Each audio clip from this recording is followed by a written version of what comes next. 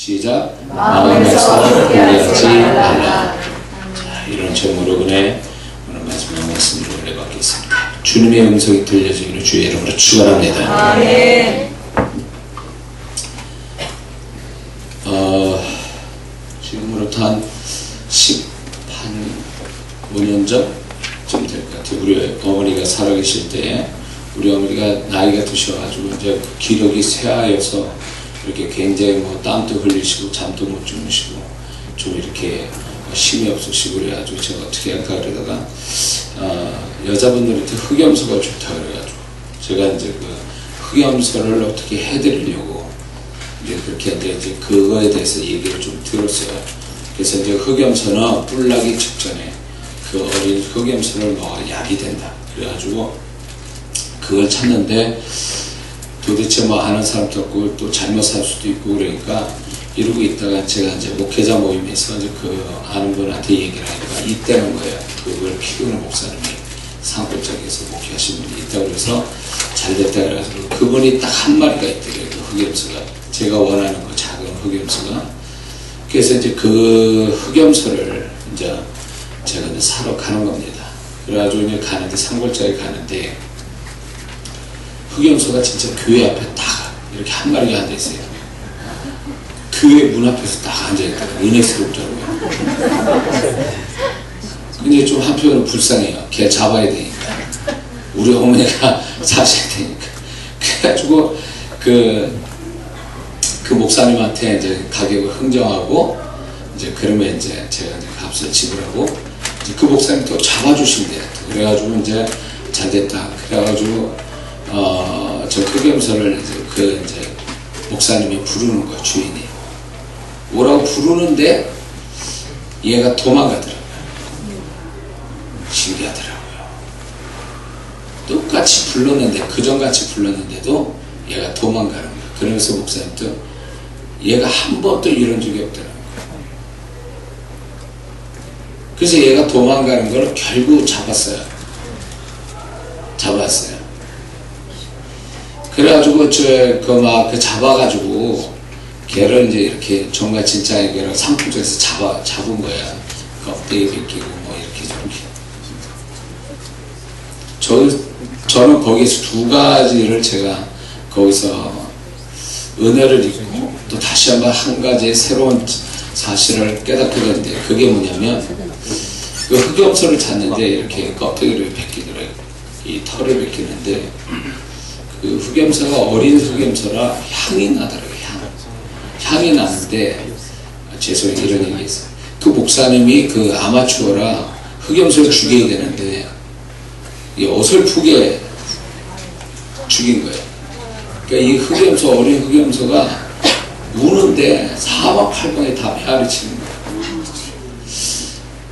근데 그때 참 제가 또 은혜가 충만해서 그런지 그게 주님의 외마디 같이 주님이 우리를 위해서 죽으실 때 나의 하나님 묻지는 버리셨다. 그 부르짖는 그 외침의 소리하고 너무 이렇게 오버랩이 되는 거예요. 그 소리가 처절하게 우는 그 모습이 어떻게 나는 그 주님의 그 기도하고 어떻게 이렇게 겹치는지 막 그 듣는데 막 너무 가슴이 아픈 거예요. 걔 죽는 것도 아프고 또 주님의 생각하니까 그것 때문에 또 마음 아프고. 그래서 제가 그때 제 나름대로 그 은혜가 된 게 뭐냐면 주님이 이렇게 고통 가운데 죽으셨겠구나. 우리를 위해서. 그래서 제가 그 은혜가 됐어요. 근데 걔가 어쩔 수 없이 흑염소 죽었지만은 우리 어머니가 진짜 잘 드시고 기력을 회복했어요. 정말 놀라우게. 근데 저기서 의문이 뭐냐면 그 목사님이 애끼던 그 흑염소를 늘 부르던 흑염소인데 왜 그날만 도망갔냐고 얘기해요. 막 도망가는 거예요.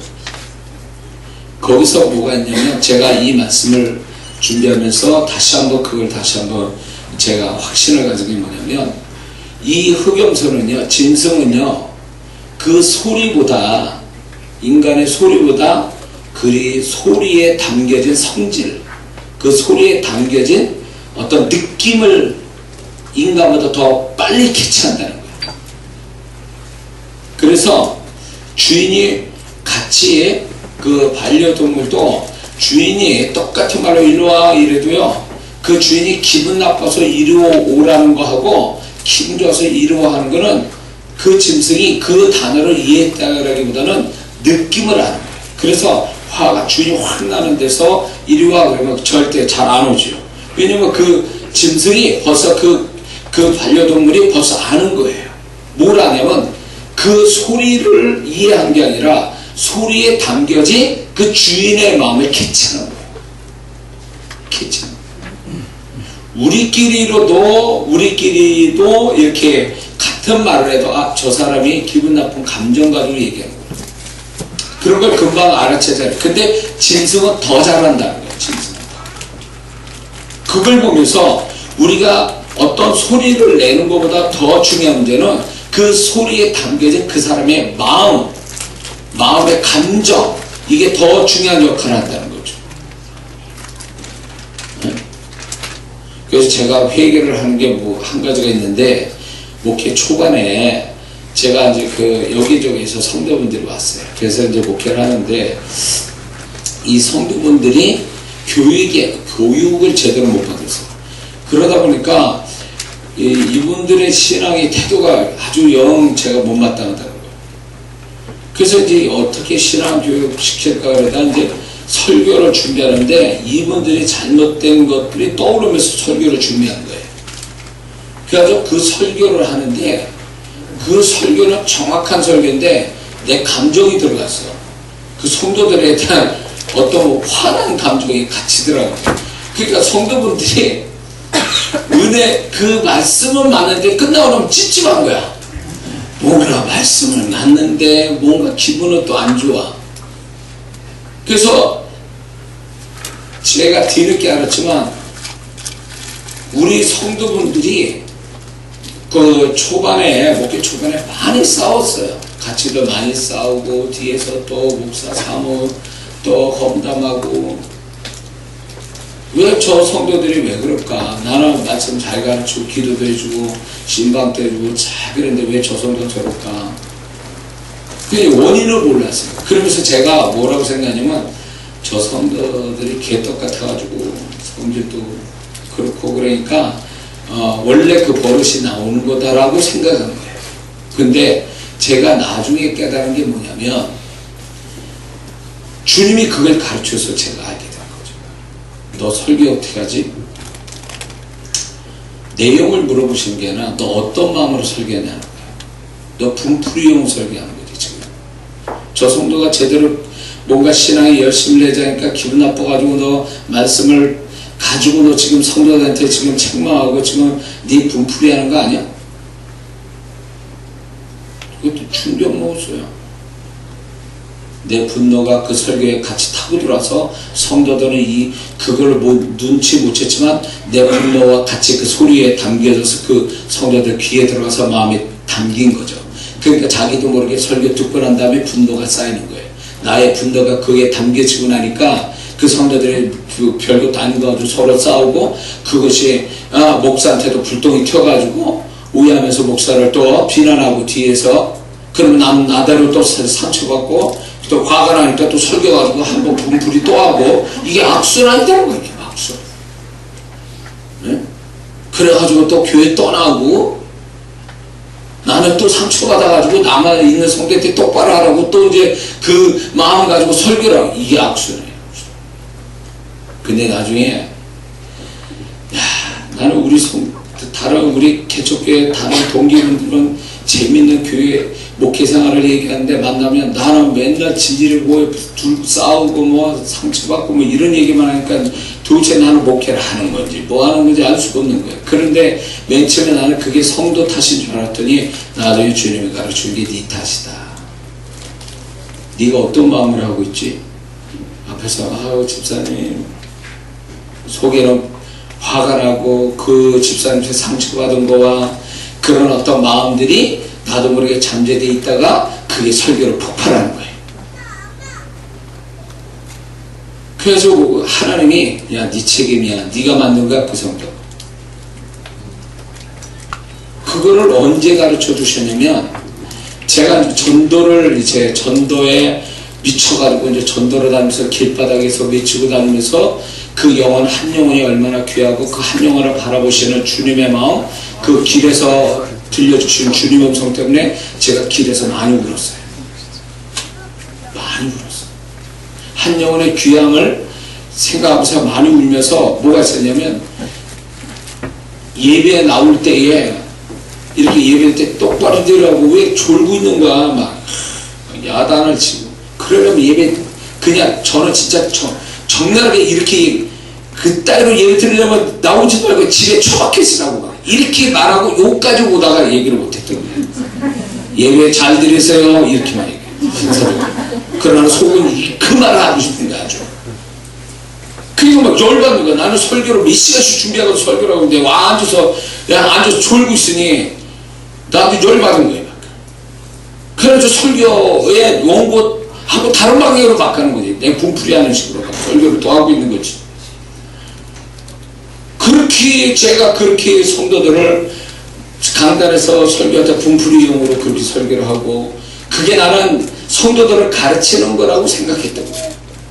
근데 길에 나가서 한 영혼이 얼마나 귀하고 그 영혼이 구원받는 게 기적 같은 일이고, 그 구원받은 영혼이 교회에 들어와서 앉아서 예배 드린다는 건 더 기적이고, 거기다 더 기적은 큰 교회 가서 폼 잡고 앉아 있어도 될 성도가 왜 지하에 그 초라한 교회에 와서 앉아서 있는 그 모습이 나에게 은혜를 받고 이정 목사, 그 목사한테 은혜 받겠다고 앉아있는 그 성도는 더 기적인 거지. 난 그게 기적인 줄 몰랐어요. 당연하고 더 잘하지 못한 것에 대한 책망과 불만이 내 안에 쌓인 거예요. 근데 한 영혼이 귀하고 그 영혼이 교회 오고 그 수많은 교회 중에 초라한 지하의 개척교회에 와서 앉아서 그 은혜 받는 그 성도가 어느 날 전도를 통해서가 그 주님이 그걸 가르치고 나니까 와서 앉아있는 그 성도가 기적 같고 그 성도가 졸고 있는데 그게 화가 나는 게 아니라 불쌍히 보이고, 그리고 정말 그 성도가 그 졸고 있으면서도 그게 이쁜 거예요. 그냥 내가 바뀌었어요. 그러면서 설교가 똑같은 제가 그 설교의 패턴을 가지고 설교를 하는데 이제 내 마음이 바뀌었어요. 그 영혼에 대한 불쌍함. 우리 성도가 불쌍한 거예요. 이장호 목사가 뭐라고 와서 이렇게 지하에서 와서 고생을 하면서 신앙생활할까? 예? 누가 뭐 이 교회에 나가면 뭐 누가 잘 발목 잡는 것도 아니고 가지 말라고 뭘 어떻게 한 것도 아닌데 갈 수 있는데 그분이 그 교회에 와서 앉아서 은혜 받으려고 그래도 받으려고 다 조는 그 모습이 나는 전에 화냈다가 내 마음이 바뀌어서 그분이 불쌍히 보고 고맙기도 하고 그랬던 거예요. 그러고 나서 성도들의 그 다툼은 없어졌어요. 누구의 문제일까? 저의 문제. 뭐예요? 말한 거는 틀림이 없어요. 말씀을 가지고 말하는 건 논리적인 게 틀림없어요. 성도들이 아멘할 수밖에 없고 그거에 반문을 할 수가 없는 거예요. 근데 내가 그 마음 설교를 전하는 내 마음의 상태가 잘못됐다는 거예요. 그 잘못된 마음의 상태가 성도들과 설교와 함께 담겨져 버리니까 그 성도가 그 설교로 변화받은 게 아니라 담겨진 나의 말 때문에 잘못돼 버린 거죠. 결국 내 책임이 내 책임. 내가 잘못.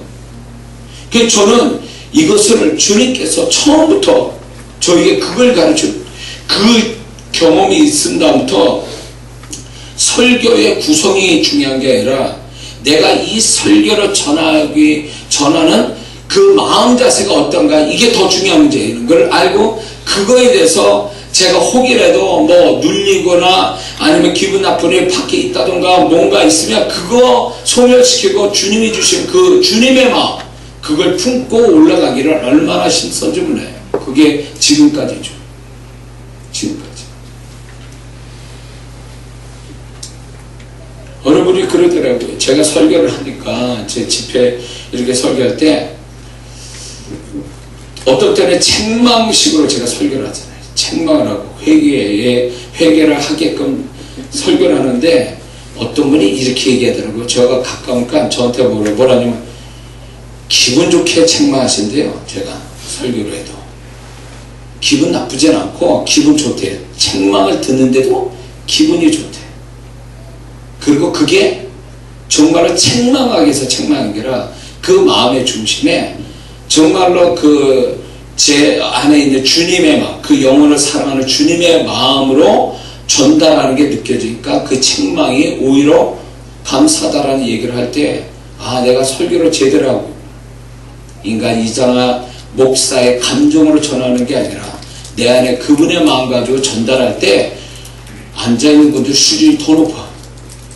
그 내 마음에 흘러가는 그 마음을 캐치하는 설교의 논리보다 설교의 내용보다도 설교로 전한 자가 어떤 마음으로 전하는지 그걸 알았다는 게 이거 설교 함부로 해서는 안 됐구나. 내가 더 조심해야겠구나. 이런 마음이 훅 드는 거예요. 그게 지금까지.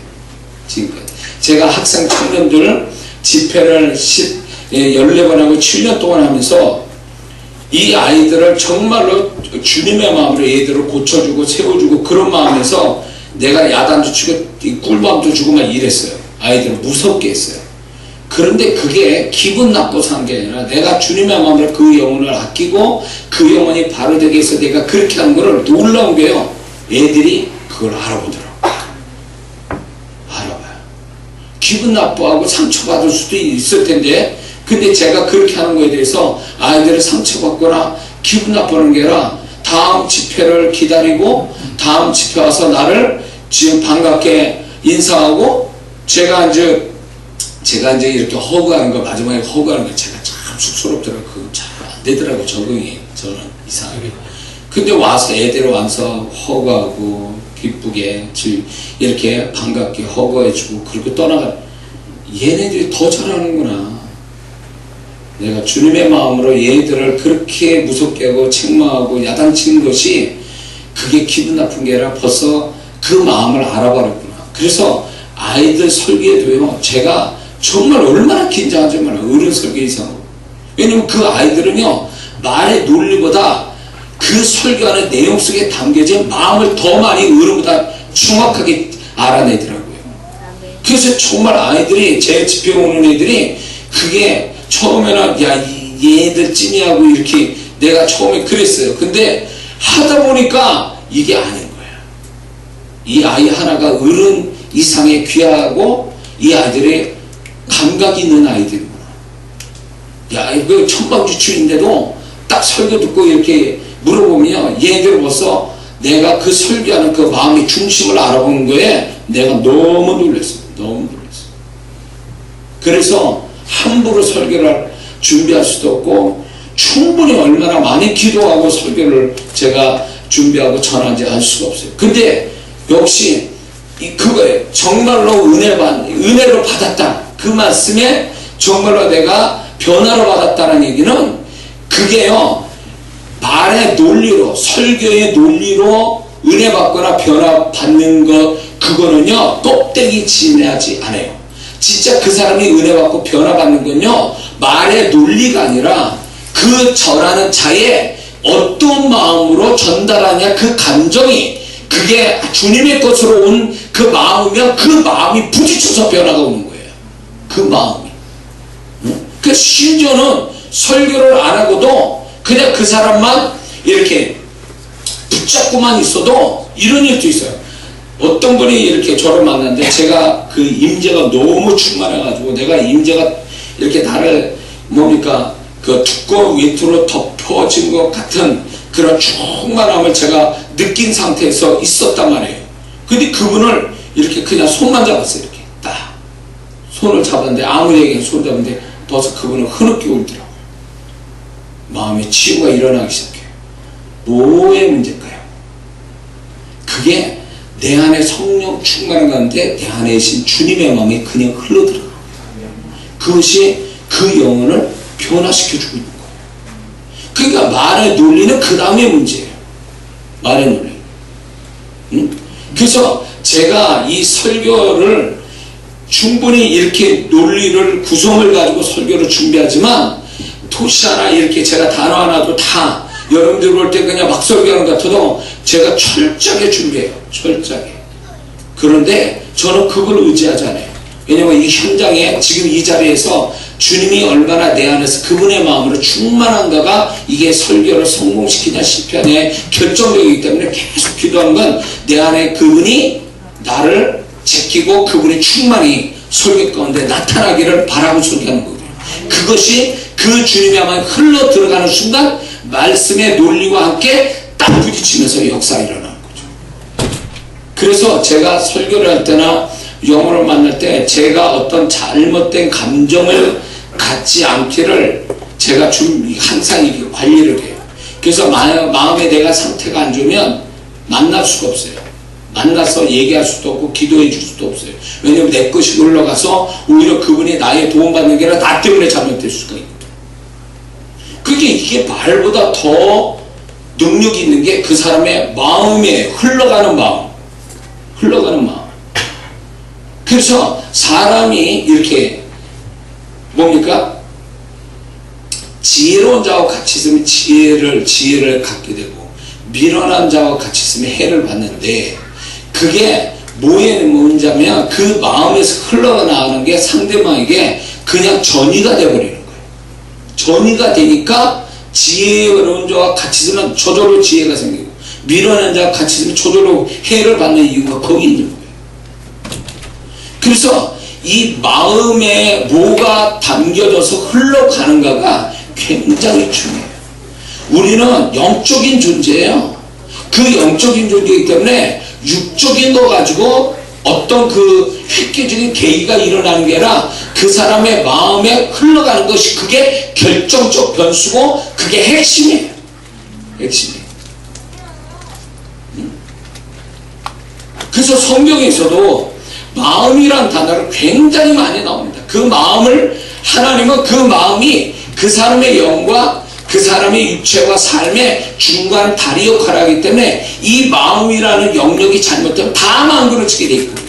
그리고 이 마음이라는 것이 결국 중요한 역할하고 영향을 끼치는 어떤 영역이기 때문에 그 마음을 지켜야 되는데 마귀는 끊임없이 우리의 마음을 계속 파괴시키고 변질시키는 그 작업을 계속하는 거예요.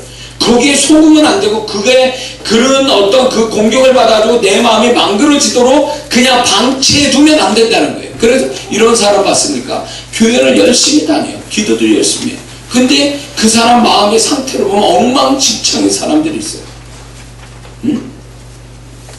악한 마음, 상처받은 마음, 부정적인 마음 그대로 가고 있어요. 예배 잘 드려요. 기도 잘해요. 봉사 잘해요. 근데 그 마음은 완전히 형편없는 마음을 가지고 신앙생활하는 사람 한둘인 줄 아십니다. 그러니까 그런 마음을 가진 사람은 항상 같이 있으면 부딪히게 돼 있고 문제를 일으키고 그 사람이 축복도 안 되게 그러니까 자기도 축복 안 되고 나도 축복 못 주는 거예요. 그게 결국은 영적인 것보다도 그 영적인 하나님이 영에다 부어준 것이 그 좋은 것이 그냥 자연스럽게 흘러나가게 할 때에 흘러나가는데 그 중간 다리가 뭐냐면 혼이라는 거예요. 마음이라는 거예요. 마음을 통과해서 나가는 거거든요. 그러니까 이 영에서 받아진 좋은 것이 혼의 마음 안에 이게 와서 흘러나가야 되는데 혼이 진탕만탕 잘못되어 있는 마음이 돼버리니까 영에서 흘러 들어온 좋은 것이 그 더러운 마음에서 다 소멸되어버리는 거예요. 구정물이 돼버리는 거예요. 그러니까 그 사람이 흘러나간 거 구정물이 흘러나가는 거예요. 그 마음이. 그러니까 아무리 영에서 은혜 받으면 뭐하냐고. 그 마음 자체가 벌써 이미 잘못돼가지고 중간 다리가 지금 문제가 생겼는데 그러니까 이 사람이 신앙 사람 맨날 헛수고하는 거야. 맨날 하는 것 같은데 결국 안 한 사람보다 못해.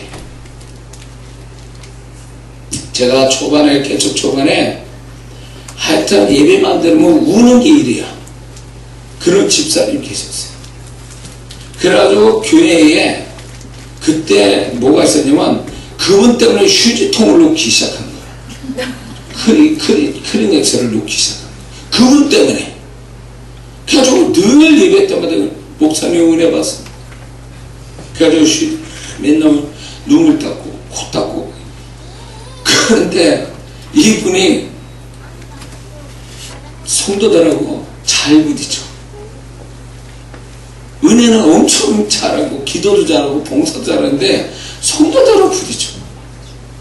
그리고 결국은 그 은혜 제일 많이 받는 분이 목사의 반대편에 서서 성도를 데리고 나갔어. 왜 그럴까? 나는 왜 저러지? 왜 그러면 은혜 받은 건 뭐야? 눈물 흘린 건 뭐야? 그건 가짜야? 그건 진짜예요. 근데 문제는 뭔지 아세요?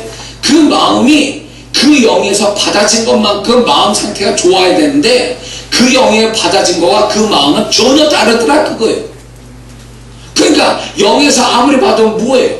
이런 좋은 물이 이렇게 있으면 뭐하냐고. 구정물이 그 구정물에다 부으면 그냥 구정물이 돼버리고 마는 거지. 응? 마음의 변화를 안 받으려고 그래요. 자기의 마음의 상태가 어떠한지를 알고 그 마음을 끊임없이 하나님으로부터 고침받고 그 안에 부정적인 것과 상처와 더러운 죄와 이런 마음들이 다 소멸되는 작업이 동시에 이루어져야 되는데 그 마음을 그대로 방치해두고 은혜 받는 데만 열심히 하는데 그 은혜가 강하면 혼을 뒤집을 수 있는데 그 마음을 뒤집을 수 있는데 그 받은 은혜는 작고 그 마음은 구정물로 더 크고 그러니까 이게 들어와 봐야 아무 표도 안 나는 거예요. 그 마음에 들어와 봐요. 이해가 됐어요? 그래서 하나님은 뭐예요? 풀무는 금을 도가니 은을 연단하니만 여호와는 마음을 연단하느니라.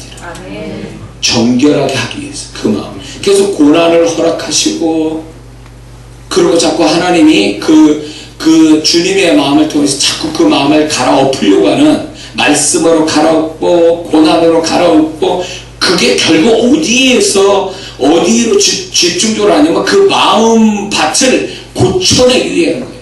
그 마음밭의 목적은 아니고 영에서 흘러 들어온 게 그 귀한 것이 혼에 더러워진 마음에서 쓸모없는 것이 되지 않도록 마음을 계속 하나님이 다루고 계시는 거죠. 다루시는. 그래서 어디까지 가야 되냐면 그 사람이 영으로 받아진 것이 혼에서 즉각적으로 와서 혼도 동시에 그 사람 마음도 뒤집어 놓을 수 있는 그 상태까지 가도록 계속 마음을 연단하는 거예요. 계속 마음. 네? 그래서 처음에는 영에는 부어졌는데 혼이 상태가 안 좋으니까 아무리 기도하고 은혜 받아도 표가 안 나. 그때뿐이야. 돌아서면 또 딴짓하고 있어. 돌아서면 문제덩어리야. 이래요. 그런다. 세월이 쭉 갑니다. 마음의 연단을 계속 받습니다. 하나님의 동시에 영에다 부어주고 마음을 고치기 위해서 말씀으로 가르치고 고난도 받게 하고 뭐 회개도 시키고 그래가지고 마음이 조금씩 밭이 좋아져요. 마음밭이 전에보다 좋아지면 무슨 현상이냐면 영에서 부어진 좋은 것이 그냥 그대로 액면 그대로 혼에다가 들어와서 혼을 지배하는 사건이 생겨요. 아멘. 그래서 이 사람은 원래 혼적으로는 마음으로 보면 좀 부정적인 게 강한 사람이에요. 근데 계속 하나님이 영에다 부어주시고 마음에 연단을 받고 나니까 좀 부정성은 좀 있는데 부정적인 것은 있는데 이게 희미해지는 거죠. 좀 약해지는 거예요. 그러니까 영에다 강하게 받아버리니까 그 사람 마음에 부정적인 거를 완전히 덮어버리는 거예요. 덮어버리는 거예요. 그러니까 그 덮어서 그 부정성이 없어지고 하나님의 좋은 그 마음이 그대로 작용할 때에 비로소 변화받았다 이런 얘기예요. 아멘. 무슨 말인지 이해가 됐어요? 아멘.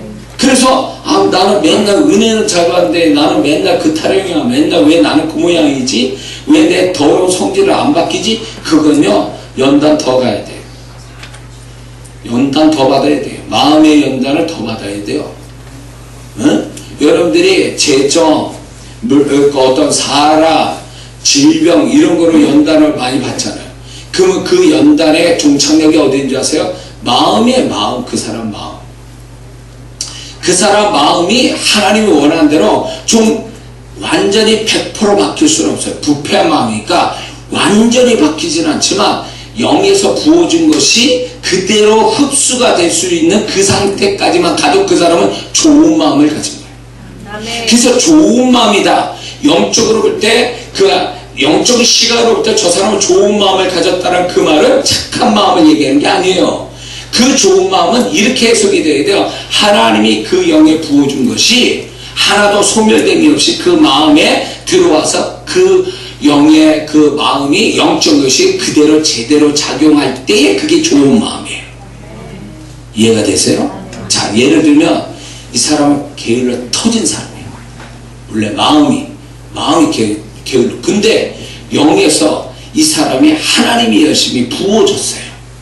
그래서 하나님이 열심히 부어줘서 이 사람이 게으른 마음이 계속 연단받다가 어느 정도 희미해졌어. 좀 그러니까 게으른 마음이 조금씩 작아졌어. 그럴 때 하나님이 열심히 부어줬는데 이 열심이 그대로 그 사람 게으른 마음에 부어져가지고 게으른 마음이 덮어진 거야. 하나님의 열심으로.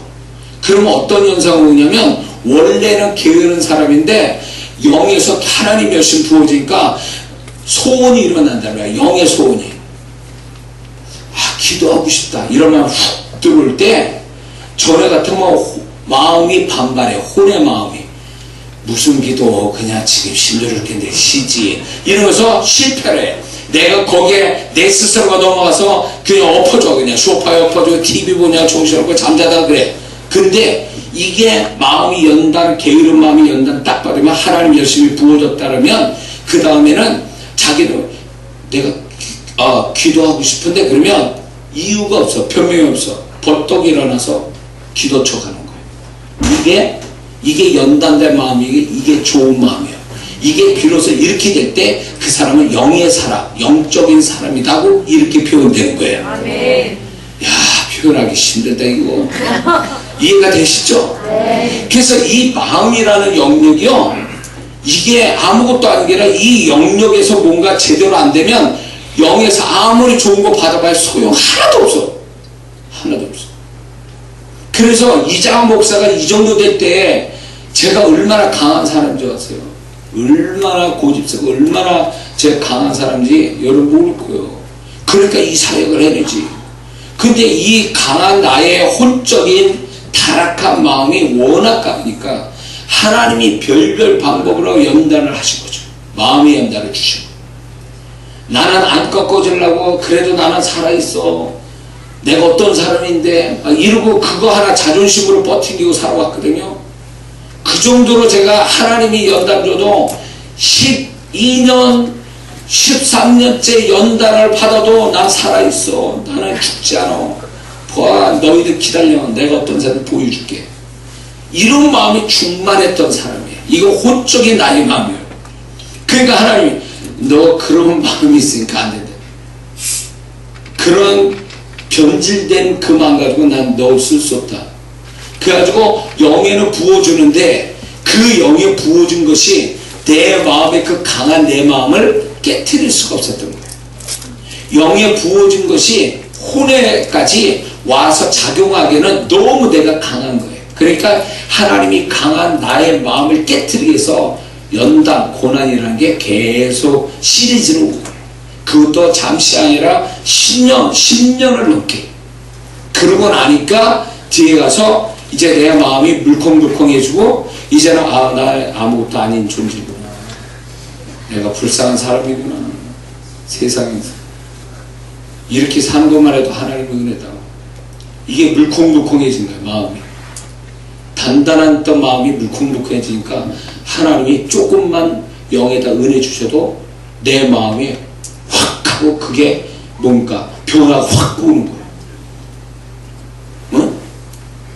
하나님이 나에게 뭔가 순종할, 영에다 순종할 그런 어떤 걸 푹 주셨는데 그게 전에는 워낙 내가 강하니까 하나님이 순종할 마음을 주셔서 혼이 그 마음이 순종해야 되는데 하나님이 내 영에 순종하라고 마음을 부어줬는데 나는 아주 순종할 마음이 없는 거야. 워낙 마음이 강해서 하나님이 순종할 마음 주시면 핑계가 되고 변명이 오고 계산이 들어가고 그래서 그 순종을 안 해버려.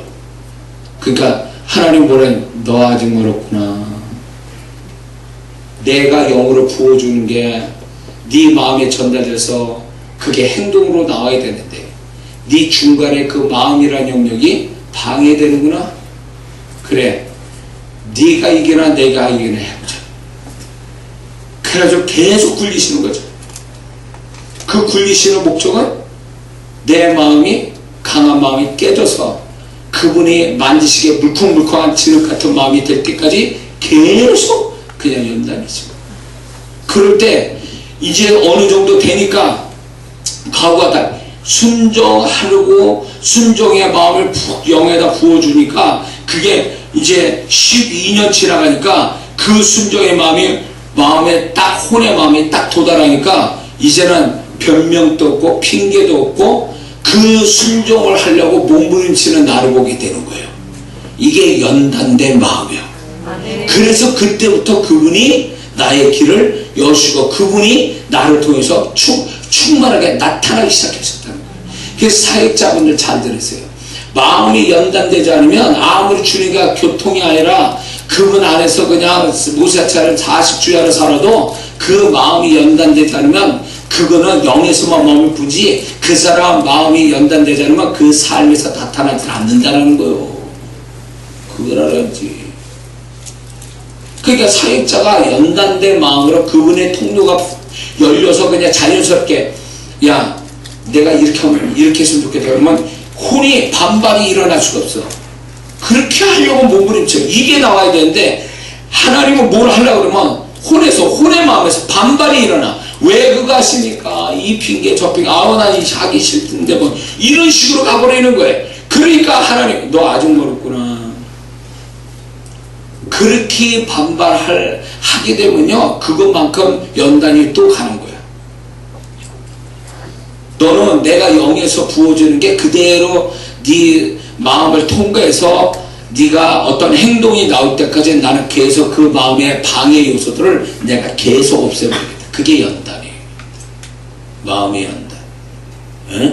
그래서 질병도 주시고 그 재정의 문제 사람 관계도 막 복잡하게 만들고 눈물 나게 만들고 짓밟히게 하고 다 뭐예요?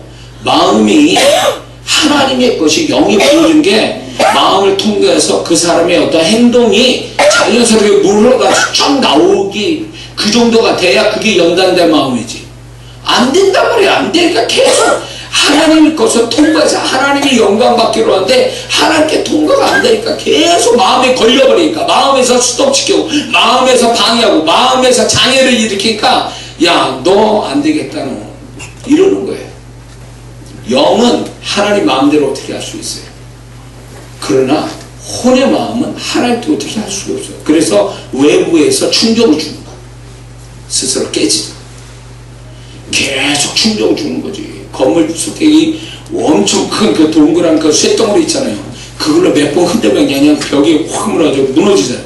그거에 계속 충격 주는 마음에. 너 한번 해봐. 네 그 가한 마음. 내가 정말 네가 이겨내 내가 해보자. 마음에 무너지고 이게 우리 자신한테 축복이라는 걸 알아야 돼요. 그게 얼마나 마음이 무너지면 비참해지고 마음이 무너지면 내가 정말로 진짜 세상에서 내가 제일 못난 것 같고 내가 정말 제일 슬픈 것 같처럼 이런 마음이 들면 마음 굉장히 비참해지거든요. 그걸 하나님 노리고 계십니다. 하나님이 기뻐하는 것은 상한 심령이라 시편에 나오잖아요. 상한 심령 완전히 처절한 마음 그 하나님이 그걸 기다리는 거예요.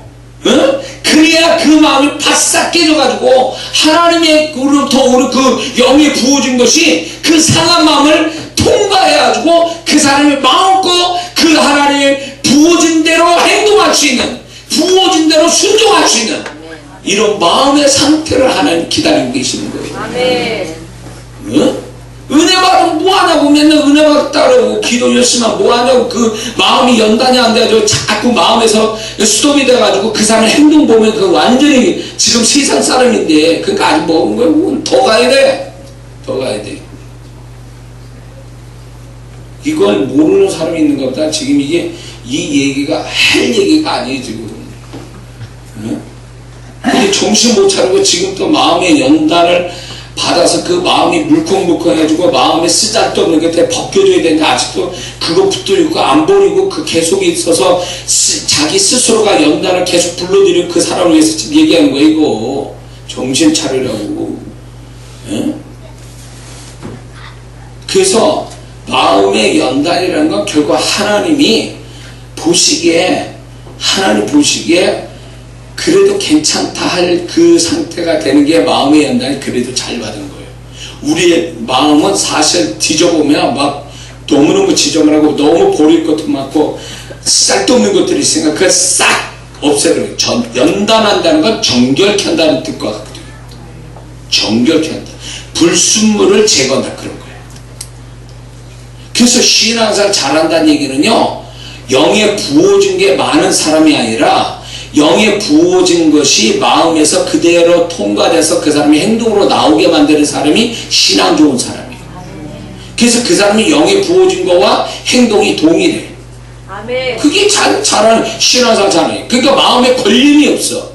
그래서 이 마음이 연단돼서 걸림이 없는 불순물이 제거된 정결한 마음, 그런 어떤 순전한 마음이 딱 돼버리면요, 이 사람이 은혜를 조금만 받아도 충격이 그냥 막 자동으로 행동으로 막 나와. 분명 이 사람은 은혜는 주님의 만드시면 예를 들어서 10밖에 안 만드셨는데 나온 거 100으로 나와. 이게 연단 제대로 받은 마음이죠. 근데 어떤 사람은 하나님이 그 사람 때 100으로 영에 부어줬는데 나오는 거 10밖에 안 나와. 그러면 90이 어디에서 막힌 거예요? 그 사람 마음에서 막힌 거예요. 마음에서.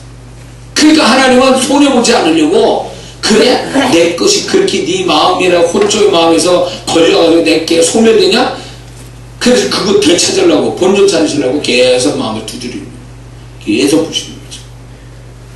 그게 어떤 사람은 빨리 알아채서 빨리 그게 끝난 사람인가 하면 어떤 사람은 10년이고 20년이고 막 가는 거야. 그냥 막 가는 거예요. 분명 내가 잘못한 건 없는데 왜 나는 그렇게 피곤하게 살고, 하나님은 은혜는 하나님의 손길은 적고 나는 왜 이렇게 힘들게 살까? 그게요, 마음의 연단을 제대로 받지 않아서. 마음의 연단을 받아서. 저도 워낙 강한 사람들, 그렇다고 해서 악해서가 아니에요. 하나님 앞에 뭐 도덕적으로 윤리로 악한 사람은 그건 여래고 그건 얘기할 것도 없어. 근데 신앙 안에서도 잘해보려고 하는 그런 사람들 속에 이 강한 마음, 하나님이 바라지 않는 영의 것이 흘러나가기에 이렇게 뭐랄까 막게 만드는, 그런 걸 막는 그런 마음, 그거는 하나님 앞에는 다 원수요. 그게. 그래서 잘 들어보세요. 성제 들어온 사람도 이런 사람이 있지만 반대로요, 성격 엄청 좋은 사람이 있어요. 보니까 예수님 같은 이런 사람도 있어요. 네? 정말 성격 좋은 분들이 있어요. 근데 문제가 뭔지 아세요? 그 성격 좋은 것 때문에 영적인 게 흘러나가질 않아요. 그 혼의 좋은 마음이 영의 좋은 것이 흘러가는데 방해가 돼. 그래서 성품 좋고 신앙 잘하는 사람한테도 연단이 떨어진다니까. 연단이. 왜 그럴까? 네 좋은 마음이 방해거리 된다는 거예요. 네 좋은 마음이 내 것보다 더 좋으냐 이거예요. 하나님은. 그러니까 그 하나님의 것이, 그 귀한 하나님 것이 인간적으로 좋은 것 때문에 막혀버리니까 하나님이 그거를 못 보시는 거예요. 그 꼴을. 그렇게 해서 계속 부셔대는 거지. 네 좋은 마음이 어디까지 가나 보자는 거예요. 네가 그 좋은 마음이 내가 한번 건드려서, 그 좋은 마음이 겉으로는 좋은 마음인데 그게 한번 건드려서 네 밑바닥 한번 내가 훑어볼게. 네 밑바닥이 그게 그 밑바닥도 좋은지 한번 네가 봐라 말이지. 그래서 자기 자신한테 실망시키게 만드는 거야. 나는 겸손한 줄 알았더니 내가 교만한 사람이야. 나는 그래도 거룩하게 산다 그러는데 나는 더러운 자야. 하나님 앞에 내 이 타락된 그 내면에 대한 그 처절한 나의 밑에 깔려있는 나의 그 좋은 성품 밑에 깔려있는 부패한 마음, 이걸 포기하는 거죠. 그래서 나는 죄인입니다. 하나님 앞에서 할 말 없는 죄인입니다. 난 죽어도 하나님께 변명할 수 없고 지옥 보내도 난 할 말 없는 사람들, 이런 데까지 가야 그 좋은 성품을 의지하지 않고 하나님 것으로 들어온 걸 가지고 그것 가지고 자기 마음인 것처럼 붙잡고 사는 이 사람이 연단된 마음이라는 거예요. 할렐루야. 그래서 마음의 영역이라는 게 그만큼 중요해요. 그래서 내가 하나님 앞에 뭔가 더 나은 존재가 될 수 있을까 없을까는 그 기준점이 어디냐면 영이 있지 않고 그 사람 마음 상태에 있어요. 마음 상태. 자, 그래요. 은혜가 되십니까? 네. 그래서 자기 마음을 속이면 안 돼요. 자기 마음을 또 믿어서도 안 돼요. 자기 마음 믿는 자는 미련한 자요. 이랬거든요. 잠언서에. 그래서 우리 마음은 결국 우리 마음이라는 건 세상 사람보다 저 사람 착한 사람이야, 착한 마음 가지고 이거 듣자고 신앙생활하는 게 아니라 착한 마음. 다시 정의를 내립니다. 하나의 것이 들어올 때 그게 거침없이 내 마음에 들어와서 그것을 거침없이 행동으로 나오게 만들어주는 그 마음이 진짜 좋은 마음이에요. 그 마음 갖자고 신앙생활하는 거예요. 그 마음 갖자고. 그래서 신앙생활 할 때 그러면 자기가 깨어지는 마음, 그래서 혼의 영의 것이 들어와서 마음껏 지배할 수 있는 그 깨어진 마음은 뭘 어떻게 하느냐 할 때에 자기의 더러워진 마음을 드러내야 돼요. 인정하고 드러내야 돼요. 그 주님 찾기 우리 위해서 주님 찾기 하는 게 한 방법이에요. 그거는 칭찬하는 자리가 아니야. 나가 잘났다는 자리가 아니라 내가 얼마나 하나님 앞에 못난 자인가를 고백하는 거죠. 그 고백되는 순간에 그 마음이 깨어지는 거예요. 물리적 고난을 통해서 마음이 깨어지는 게 낫겠어요. 자기 발로 자원해서 마음을 팍 드러내가지고 그렇게 부끄러움 당하면서 깨지는 게 낫겠어. 어느 쪽을 선택하지 도대체. 그러니까 하나님이 너희들끼리 너희들이 뭐 얼마나 부족한 자고 너희들의 마음이 어떠한지를 서로 이야기해라. 그리고 서로 불쌍히 여기고 그 마음을 의지하지 말고 하나님이 주신 마음이 네 마음 안에 자리 잡도록 그렇게 하라는 거예요. 그래서 그 깨어진 마음이라는 건 표현될 때 자기의 부족한 마음을 표현할 때 비로소 그 마음이 깨어지는 거예요. 그래서 많은 사람들이 어떤 현대 그리스도인들이 교회 생활을 잘하면서도 하나도 10년 20년 가도 변하지 않고 변질되는 사람들이 너무 많은데 그 원인이 뭐냐면 자기 마음을 드러내지 않아요. 부패한 자기 마음. 그리고 자기의 부패한 마음을 자꾸 감추고 합리화시키고 잘한다고 또 착각을 일으키고 이런 마음 때문에 자기 사랑 그런 마음들이 자기 마음 안에 충만하니까 아무리 말씀에 은혜를 받아도 기도해서 주님이 만지셔도 그게 하나도 마음에 하나도 나타나지 않아요. 그때뿐이야. 돌아서면 그 사람이 원래 혼적인 마음으로 움직여가는 거죠. 비극에 이게 한국교회. 왜 그러냐? 숨기고 은폐하고 합리화시키고 이 짓을 한 거예요. 옛날에 뭐라 했어요? 야고보서 너희는 서로 죄를 고백하고 자백하고 이랬단 말이에요. 너희들이 서로 기도해주고 서로 고백하고 죄까지. 이게 뭐예요? 자기가 얼마나 잘못된 사람인가를 스스로 서로 고백할 때에 거기서 깨어진 마음이 되고 깨어진 마음을 통해서 하나님 것이 마음껏 부어져서 그 사람은 그 사람이 아니라 주님의 사람이 되고 주님의 것에 충만해진 사람이 될 수 있다 이거예요. 우리가 얼마나 세련된 사람이고 고상한 사람이고 착한 사람인가가 그게 중요한 게 아니라 주님의 것이 얼마나 우리 마음에 들어와서 그 마음 안에서 그분의 것이 얼마나 나에게 작용하느냐가 그게 중요한 변수지. 응? 자기 걸 자랑하면서 자기 걸. 아직 멀은 거예요. 그러니까 연단이 계속 가는 거지. 죽을 때까지 연단이 있으면.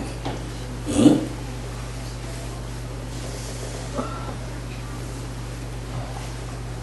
다윗이 하나님과 마음이 합한 자라서 하나님과 마음이 딱 맞아떨어지는 마음을 가졌어요. 그게 하루아침에 된 줄 아세요? 다윗이 하나님과 마음 합해주기 위해서 다윗이 얼마나 죽을 고비를 넘깁니까? 그게 연단 아니에요. 그 연단의 끝이 뭔데요? 자기 걸 다 버리고 하나님의 것만 그대로 마음에 충만해서 그 마음을 쫓아서 행하니까 하나님, 너 네 마음대로 내가 준 마음 그대로 하는구나. 그래서 네가 내 마음과 같다. 이런 얘기 하시는 거예요. 그게 하루아침만 되는 게 아니라 다윗이 하나님 마음과 합해졌다는 얘기는 다윗의 마음이 없어졌다. 그런 뜻 아니에요? 아멘해요? 다윗의 마음이 없어지고 하나님의 마음이 그 안에 충만했다는 얘기는 다윗의 마음이 소멸됐다는 뜻이에요. 그러면 다윗의 마음이 소멸을 그냥 왔겠어요? 죽을 고비, 그 인생의 죽을 고비에서 그 마음, 다윗이 가진 선한 마음부터 잘못된 마음까지 그게 다 사라진 거예요. 그 연단으로. 다윗이 바울이 어떻게 바울이 쓴 글이 하나님의 쓴 글이 되고 바울이 행한 것이 하나님이 행한 것이 될 수 있는 하나님과 동격인 바울이 됐냐 그 얘기예요. 고린도서 11장 23절에서 27절을 보면 바울이 얼마나 연단을 심하게 받는지 몰라요. 뭐게요? 바울 자신의 마음이 깨어지고 그분의 마음이 주장하여 그분의 마음 따라 움직이는 사람 되게 하려고 하나님은 어쩔 수 없이 고난이라는 게 들어와 있는 거예요. 그러니까 바울이 당당하게 고린도서 2장 16절에 우리가 그리스도의 마음을 가졌다 당당하게 확신을 가지고 얘기하잖아요. 그 마음이 그냥 왔겠냐고. 그 전에 바울의 마음이 이미 버려졌다는 얘기 아니에요. 뭘로? 연단으로. 은혜가 되시니까. 그래서 알량한 자기 마음 붙들고 자기 자존심 살리고 자기 잘난 거 자꾸 붙잡고 있으면 그거요 이렇게 생각해야 돼. 이걸 연단 받겠구나. 그건 연단거리예요. 그거 너 정신 못 차리는구나. 내가 널 구원하고 왜 내가 너한테 이런 어려움 주는지 넌 아직도 모르는구나. 그 알량한 그 마음 하나 붙잡으려고 너 그랬다가는 너는 아주 진짜 연단 크게 받는다. 죽이시진 않아요. 죽이면 하나님 재미도 없어요. 하나님 천국 가니까 이 땅에서 이 심합니까 이 말이? 죽이시진 않아. 날 보니까 죽이시진 않더만요. 죽는 데까지 완전히 죽이시진 않더만요. 죽었으면 벌써 천국 가 있지 제가. 근데 하나님이 죽음을 경험시켜요. 몇 번 죽음을 경험해서 그 죽음의 무턱까지 가봤어. 거기서 깨진 거예요. 내가 얼마나 강한 사람 같으면 주님이 그렇게 했겠냐고. 얼마나 강한 자였습니까? 죽음으로써 뭔가 깨져지는 사람, 죽음의 향기를 맡아야 비로소 죽음의 냄새를 맡아야 비로소 깨어진다면 얼마나 강한 자요. 얼마나 강한 자요. 여기도 그런 사람이 있는가 봐. 죽음의 냄새를 맡아야 뭔가 정신 차렸어요. 그래서 자기 마음 버리고 주님의 마음 가지고 말씀의 마음 가지고 살 사람이 여기 있습니까? 제발 그러지 마세요. 하나님의 뜻이 그게 아니에요. 하나님이 우리를 연단 주실 때 그분이 기분 좋아서 주시겠습니까? 그분이 더 마음 아파요. 그분이. 그러니까 하나님이 좋게 하실 때 빨리 마음이 깨지는 그 방법을 택해요. 서로 죄를 자백하고 그리고 교회에서 계속 서로 은혜스러운 대화 나누고 서로 격려해주고 사랑해주고 그런 가운데 내가 못난 것도 발견하고 회개도 하고 막 이렇게 성령의 임재도 구하고 막 이런 방법은 있어요. 이 방법이 가장 좋은데 이걸 무시하고 이거 우습게 알고 그냥 겨우 그러니까 하나님이 너 그거 싫으니? 그래 그럼 내가 다음 거 해줄게. 환경으로 뿡 그래가지고 눈물 흘리고 막 새벽기도 금식하고 이래야 그게 낫겠냐고. 은혜스럽게 웃어가면서 하면 더 좋잖아요. 그냥 왜 교회 생활을 그냥 대충 하냐고. 교회 생활 통해서 하나님 마음 깨어진 마음을 주려고 그러는데 왜 그 은혜스러운 거는 안 하고 꼭 호흡판에 험난하게 아주 그냥 거칠게 거기서 연단받아야 정신 차리겠냐고. 요나처럼 그냥 묻고 뱃속에 들어가고 막 그래야 정신 차리겠냐고. 그래서 하나님은 우리에게 바라시는 건 야, 네 마음에 그냥 아무것도 없었으면 좋겠다. 비어 있어야 내가 더 많이 내 거를 채우지. 그거예요. 네가 너무 네 것이 그 마음에 많아서 내 것이 자리 잡을 데가 없다는 거지. 그래서 하나님이 결국 연단이라는 건 비우기 작전이에요. 마음을 비우는 거. 너의 모든 걸 다 비운다. 그리고 내가 대신 내 걸 넣어주겠다. 이거예요. 그게 연단이라는 거죠. 그게 연단이에요. 연단 받는 사람이 여기 왔나 보다. 잘 들으세요. 이건 아주 제 간증과 같은 얘기입니다. 네? 그래서 내 생각은요, 내 마음은 이게 이제 나오질 않아요. 그랬다면 너 아직 멀었구나 이렇게 시작되는 것도 하나님이 너 아직도 정신 덜 차렸구나. 또 아직도 남아있지? 네 마음에 아직도 비어있지 않고 뭔가 남아서 자꾸 그걸 가지고 너 지금 뭐라 그러는데 그래 그거 싹 없어질 때까지 기다려줘. 이러는 거예요. 이 곤란한 거 이렇게 되면 살맛 안 나. 주님이 연단하면 살맛이 안 난다고요. 예. 그래서 이게 고난이지만 또 이렇게 하나님이 내 마음을 연단하면 그것만큼 축복은 결국 뭐냐면 내 마음이 비어서 하나님 것이 내 마음에 채워지는 게 그게 진짜 축복이에요. 그래서 그때는 연단 받으면 어떻게 되냐면 전에는 기도 안 했던 사람 기도하고 헌금 안 한 사람 하고 주일 안 지킨 사람 주일 지키고 불순종 같은 사람이 순종이 저절로 나오고 전에는 불평을 입에 달고 사는데 그 사람은 어느새 모르게 감사가 막 넘쳐. 그게 그 사람 거냐고. 그게 원래 인간은 게으르고 불만 갖고 그런 게 그 사람의 모습이에요. 그런데 이게 연단받아서 하나님께 그 마음에 들어오니까 자기도 모르게 그렇게 돼버리는 거예요. 이게 연단받은 그 내면의 축복이 그걸 얘기하는 거예요. 그 사람께 아니라 하나님 것이 들어와서 그를 지배하고 있는 상태. 이게 연단받은 심령의 축복이죠. 아멘. 행위를 보지 마세요. 그 행위를 저절로 가져오게 하는 그 마음에 어떤 그 하나님 것이 채워져 있는 그게 축복이라니까. 그게 있으면 자동적으로 나오니까. 할렐루야. 아멘. 은혜가 되십니까? 아멘. 야, 이 우리 신년 집회에 아주 결심하고 기도하고 왔나 보네. 이 들을 기가 있어가지고 정말 말씀이 정말 표현하기 힘든 지금 설교를 하고 있는데 아주 쉽게 듣네요. 아주 쉽게. 너무 좋습니다. 제가 은혜되고요. 자, 그래서 우리 마음이 이만큼 중요하다. 그래서 이제 이런 게 있습니다. 제가 보니까 나이를 먹어갈수록 저도 이제 나이 어느 정도 먹으니까 나이를 먹어갈수록 사람이 마음으로 자꾸 포기하는 것들이 많아지더라고요. 그래서 나이 50 넘어가면 이제 소원이 없어져요. 그리고 뭔가 하려는 의욕도 없어요. 꿈이 없어져요. 왜 그러면 마음에서 이미 자꾸 포기가 되어지는 거예요. 포기하는 것들이 많아지니까 자꾸 뭔가 꿈도 없어지고 하려는 의욕도 없어지고 그거는 마음에서 뭔가 많이 포기하고 산다 그런 얘기예요. 그래서 이런 게 있더라고요. 죽을 때 되잖아요. 죽을 때 되면 사람이 어느 정도 생명이 붙어있는 동안에는 뭐가 있냐면 살려는 의지가 있어요. 살아야 되겠다. 근데 그 단계가 넘어가잖아요. 살려는 의지가 넘어가면 그때부터 마음에 이제 놔버려요. 포기하는 게 생겨요. 그래서 나중에 나는 어차피 죽는 거라 딱 그러면요 그때 가족을 마음에서 놔버려요. 포기해요. 세상을 포기해요.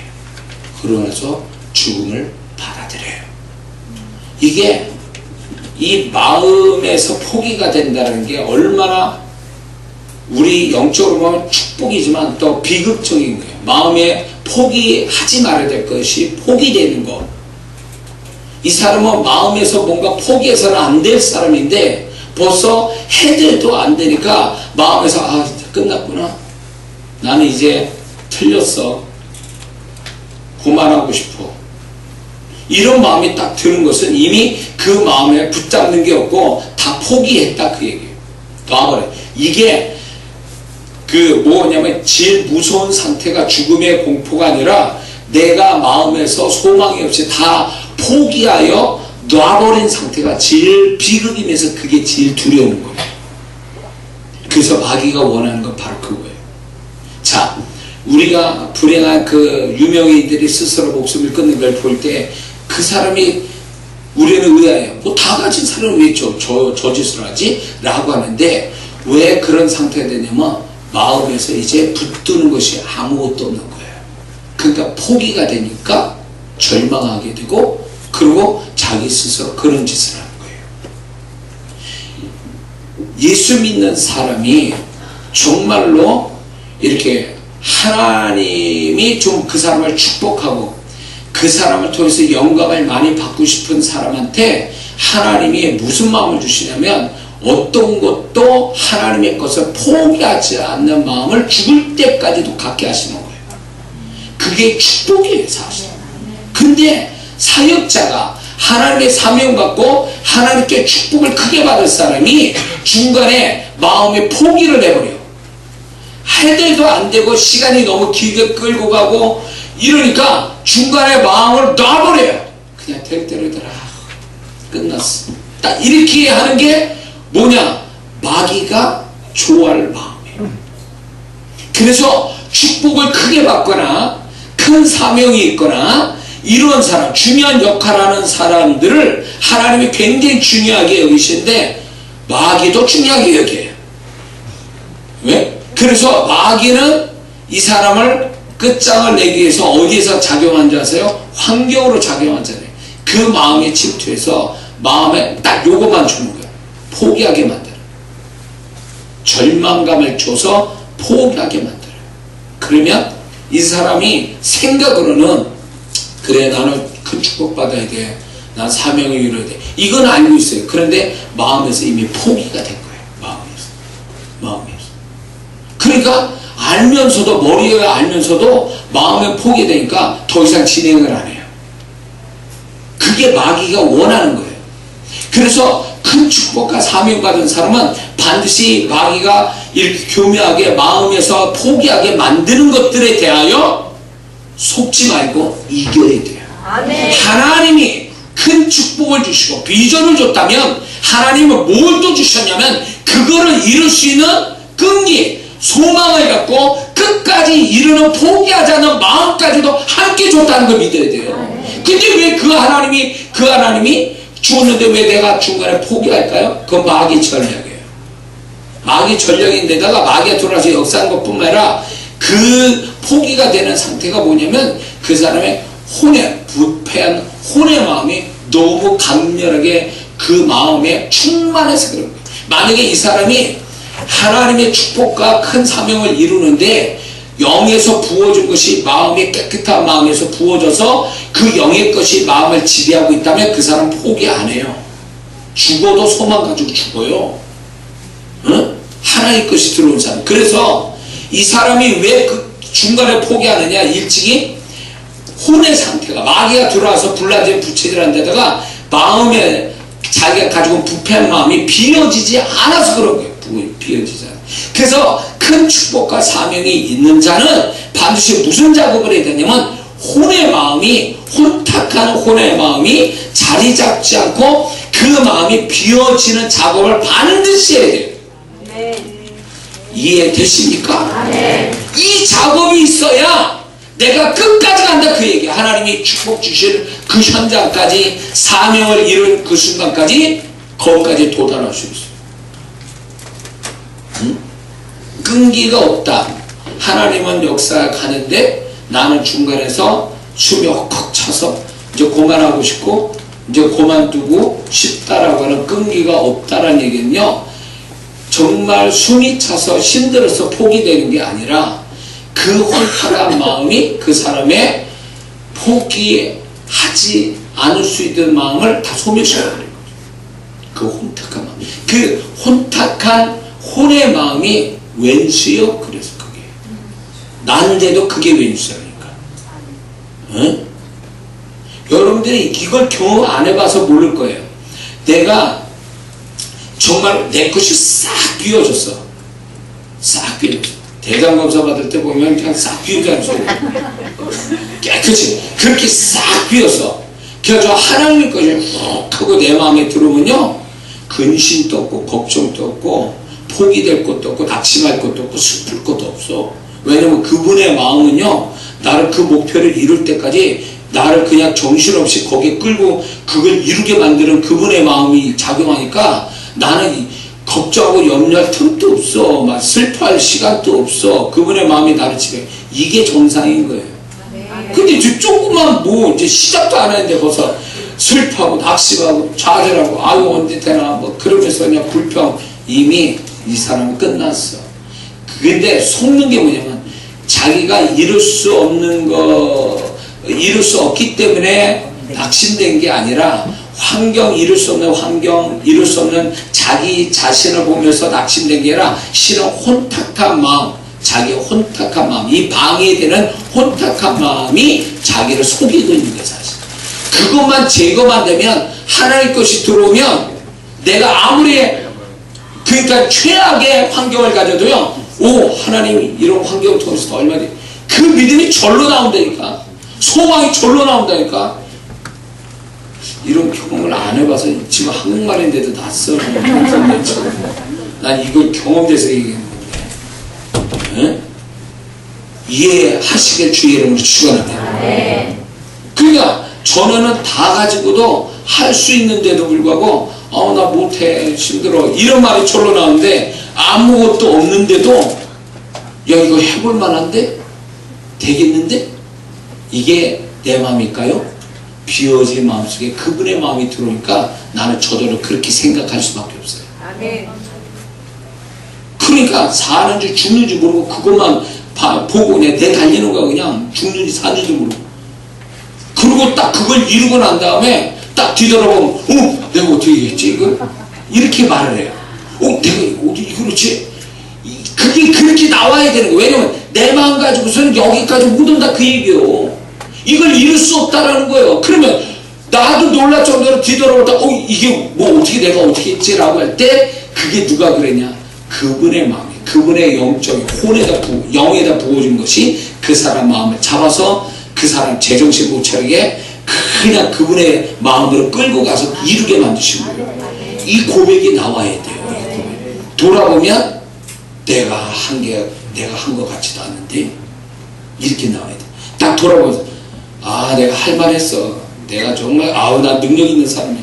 아직 멀었어요. 그 사람은 조금 더 연단 받아야 돼요. 자기를 의지하고 있네. 아직도 자기에 대해 소망하고 있고 자기를 믿고 있네. 야 이거 정말 주님 볼 때 너 아직 정신 못 차렸구나. 그거야. 하나님의 은혜와 축복이 내 삶에 딱 내가 그거를 경험하고 나서 뒤돌아올 때 다 하나님의 은혜구나. 내가 한 게 아니구나. 그분이 하셨구나. 이 사람은 혼의 마음이 비어져서 하나님의 것으로 와서 이 소리 하는 거예요. 자기를 알거든. 내가 볼 때 나는 그렇게 할 사람이 아니야. 난 할 수도 없고. 근데 여기까지 보고 오면 기적 같고 보면 그게 다 하나님의 손길이고 하나님이 나를 붙잡고 그냥 끌고 가니까 나도 그냥 끌려서 그냥 갔을 뿐이야. 다 하나님의 손길, 다 하나님의 은혜, 다 하나님의 사랑. 그게 진짜 영적인 사람이죠. 이런 거를 하나님 보기를 원하는 거예요. 네가 아는구나. 내가 너를 끌고 이루게 한 장본인이 나라는 걸 네가 알고 있구나. 그러면 하나님이 얼마나 뿌듯해 하실까. 근데 야 내가 이렇게 대단한 사람이었어? 그럼 하나님 너 아직 뭐가 뭔지를 모르는구나. 이렇게 나오는 거. 저도 목회 이렇게 하고 사역을 이렇게 하고 여기 저하고 오랫동안 제 집회 현장에 난리치는 집회, 반수라는 집회를 같이 본 우리 전사님고 우리 집사님들 계신데 난 지금 돌아보면요 그분들이 그 전의 이야기를 막 나한테 얘기할 때 내가 정말 이걸 했나 이런 생각 들어요. 나는 내가 한 게 아니에요. 그때 보면 나는 그렇게 할 인간도 안 돼요. 주님이 나를 붙잡아 주셔서 주님이 하셨다는 걸 보면 너무 감격스러운 거예요. 너무 저를 통해서 제 집회를 통해서 인생 바꾸고 축복받은 분들이 난 알지도 못해. 근데 얘기를 할 때마다 내가 했다는 게 아니라 야 너 어떻게 저분이 저런 축복 내가 한 거 같지는 않네. 내가 한 거 같지 않으니까 나도 다른 분 얘기가 듣듯이 듣는 거야. 다른 분이 사역해야 저렇게 됐나. 그래가지고 나도 이게 낯설어요. 그 얘기가. 제가 주님 앞에 얘기할 수 있어요. 저는 내가 이장한 목사 할 만했기 때문에 여기까지 됐다고 나는 정말 하나도 1%도 난 그런 마음을 가지고 살질 않았어. 주님이 저를 보며 이뻐한다면 바로 그 마음일 거예요. 지금도 마찬가지. 그분이 하셨어요. 그걸 보면 내가 그분의 마음이 내 안에 담겨져서 아주 타락되고 부패한 나의 마음을 제거시키고 그분이 나를 끌고 여기까지 왔다는 거 보면 난 그게 하나님이 나를 빈 마음 만들어 주셔서 그분의 것을 채우게 하신 그분의 손길도 감사하고 내가 그런 마음을 가졌다는 게 고맙고 감사하죠. 할렐루야. 그거죠, 그거. 야, 은혜가 되십니까? 네. 제가요 전도를 이제 그 평택교회에서 전도를 이렇게 초반에 개척 초반에 전도를 열심히 뭐 진짜 3개월부터 전도를 준비해 가지고 절기 때 이제 우리가 전도 해가지고 이제 교회 이제 데려오자. 그래서 그 영혼을 가지고 하나님께 감사를 하자. 그러고 있는데 뚜껑 열어서 3개월 준비하고 그날 왔어요. 그 주일에 난 기대했지. 전도할 사람은 하나도 없고 그날 나와야 될 집사님마저도 안 나오네. 와, 이게 뭐야 이게 도대체. 응? 나와야 될 사람까지도 안 나와. 전도는커녕. 그래가지고 제가 실망이 된 거야. 몇 개월 동안 준비하고 그랬는데 아니 이 성도분들이 왜 이렇게 나오는가. 응? 진짜 세상 편에 이런 건 좀 죄송합니다. 이런 편에 목사를 연맥이려고 이러는 거야. 뭐 하자는 게 도대체. 난 죽으라고 준비해가지고 했더만 보니까 하는 것 같아. 근데 나중에 보니까 하는 척한 거야. 그게 한 게 아니고. 그래서 제가 그걸 실망해서 주님께 물었어요. 주님 이게 뭡니까 이게. 준비 열심히 하고 하는 것 같았는데 왜 지금 이런 결과가 나왔습니까? 그 주님이 딱 진짜 말씀하는 게 이거예요. 그 성도들은 이미 전도할 마음이 없었다. 전도할 마음이 없다는 거예요.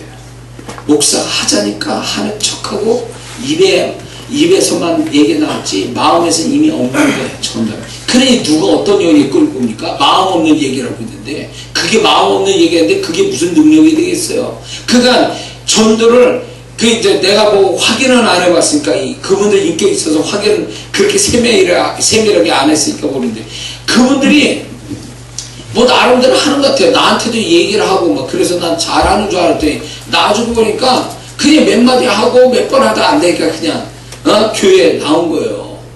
그래서 제가 다음 주일날 뭐라 했어요? 주님이 저한테 이런 말씀 했습니다. 우리 교회가 왜 이렇게 전도가 안 되는가 했더니 주님 말씀하기를 전도할 마음이 없다 그렇게 말씀했습니다. 그러니까요 그때 성도님들이 얼굴이 빨개지면서 부끄럽게 웃더라고요. 알았다 그 얘기예요. 자기 마음 그거예요. 네? 전도할 때 전도 열매 없는 사람 누군지 아세요? 전도할 마음 없이 전도하는 사람. 맨날 하루 종일 전도가 그게 전도가 되나? 마음의 구레 열정으로 이 영혼을 내가 아니면 구원 못 시킨다 해서 악착같이 그 영혼을 쫓아다니면서 복음 전하고 이내 영혼 하나가 건질까 말까 한데 그 열심으로 하나님 그 영혼을 주실까 말까 한데 전도할 마음이 없어. 구령의 열정이 없어. 그게 무슨 전도자고 그게 무슨 전도가 되냐고 하는 척하는 거지. 그게 흉내내는 거지. 응? 그래서 그 다음 다 안 했어요. 뭐 할 마음이 없는데. 근데 이런 게 있었어요. 이런 게 있었다고. 잘 들어보세요. 나는 나름대로 나는 우리 성도들을 수준 높게 가르치고 내가 나름대로 목사가 최선을 다해서 저는 5일 금식해서 신유의사 받는 사람. 우리 성도들 맨날 약국 어디고 의사가 어디에 좋다 이런 얘기하다가 갑자기 창피해가지고 아니 하나님이 나한테 맡기셨는데 저 영혼에 대해서 내가 이 주님으로 권해가지고 기도는 못해준 망정 그 의학 정보나 이런 거나 얘기해야 되겠나 싶어 창피해가지고 하나님 저한테 신유의사로서 우리 성도들을 책임지게 했어요. 그래서 5일 금식해서 그 신유의사 받았어요. 그거 가지고 성도들을 치유하기 시작했어요.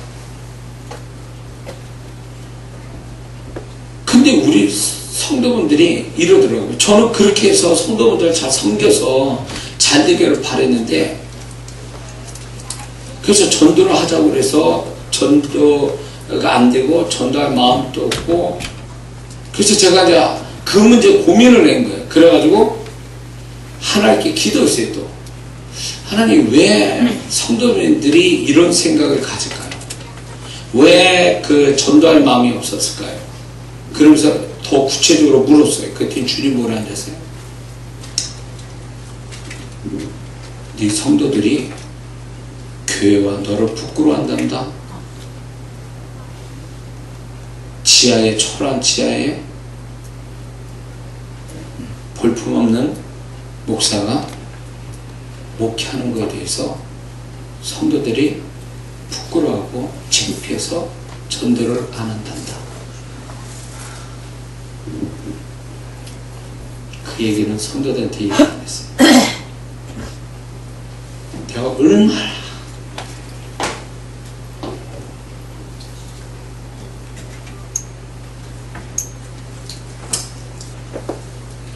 마음이 아파서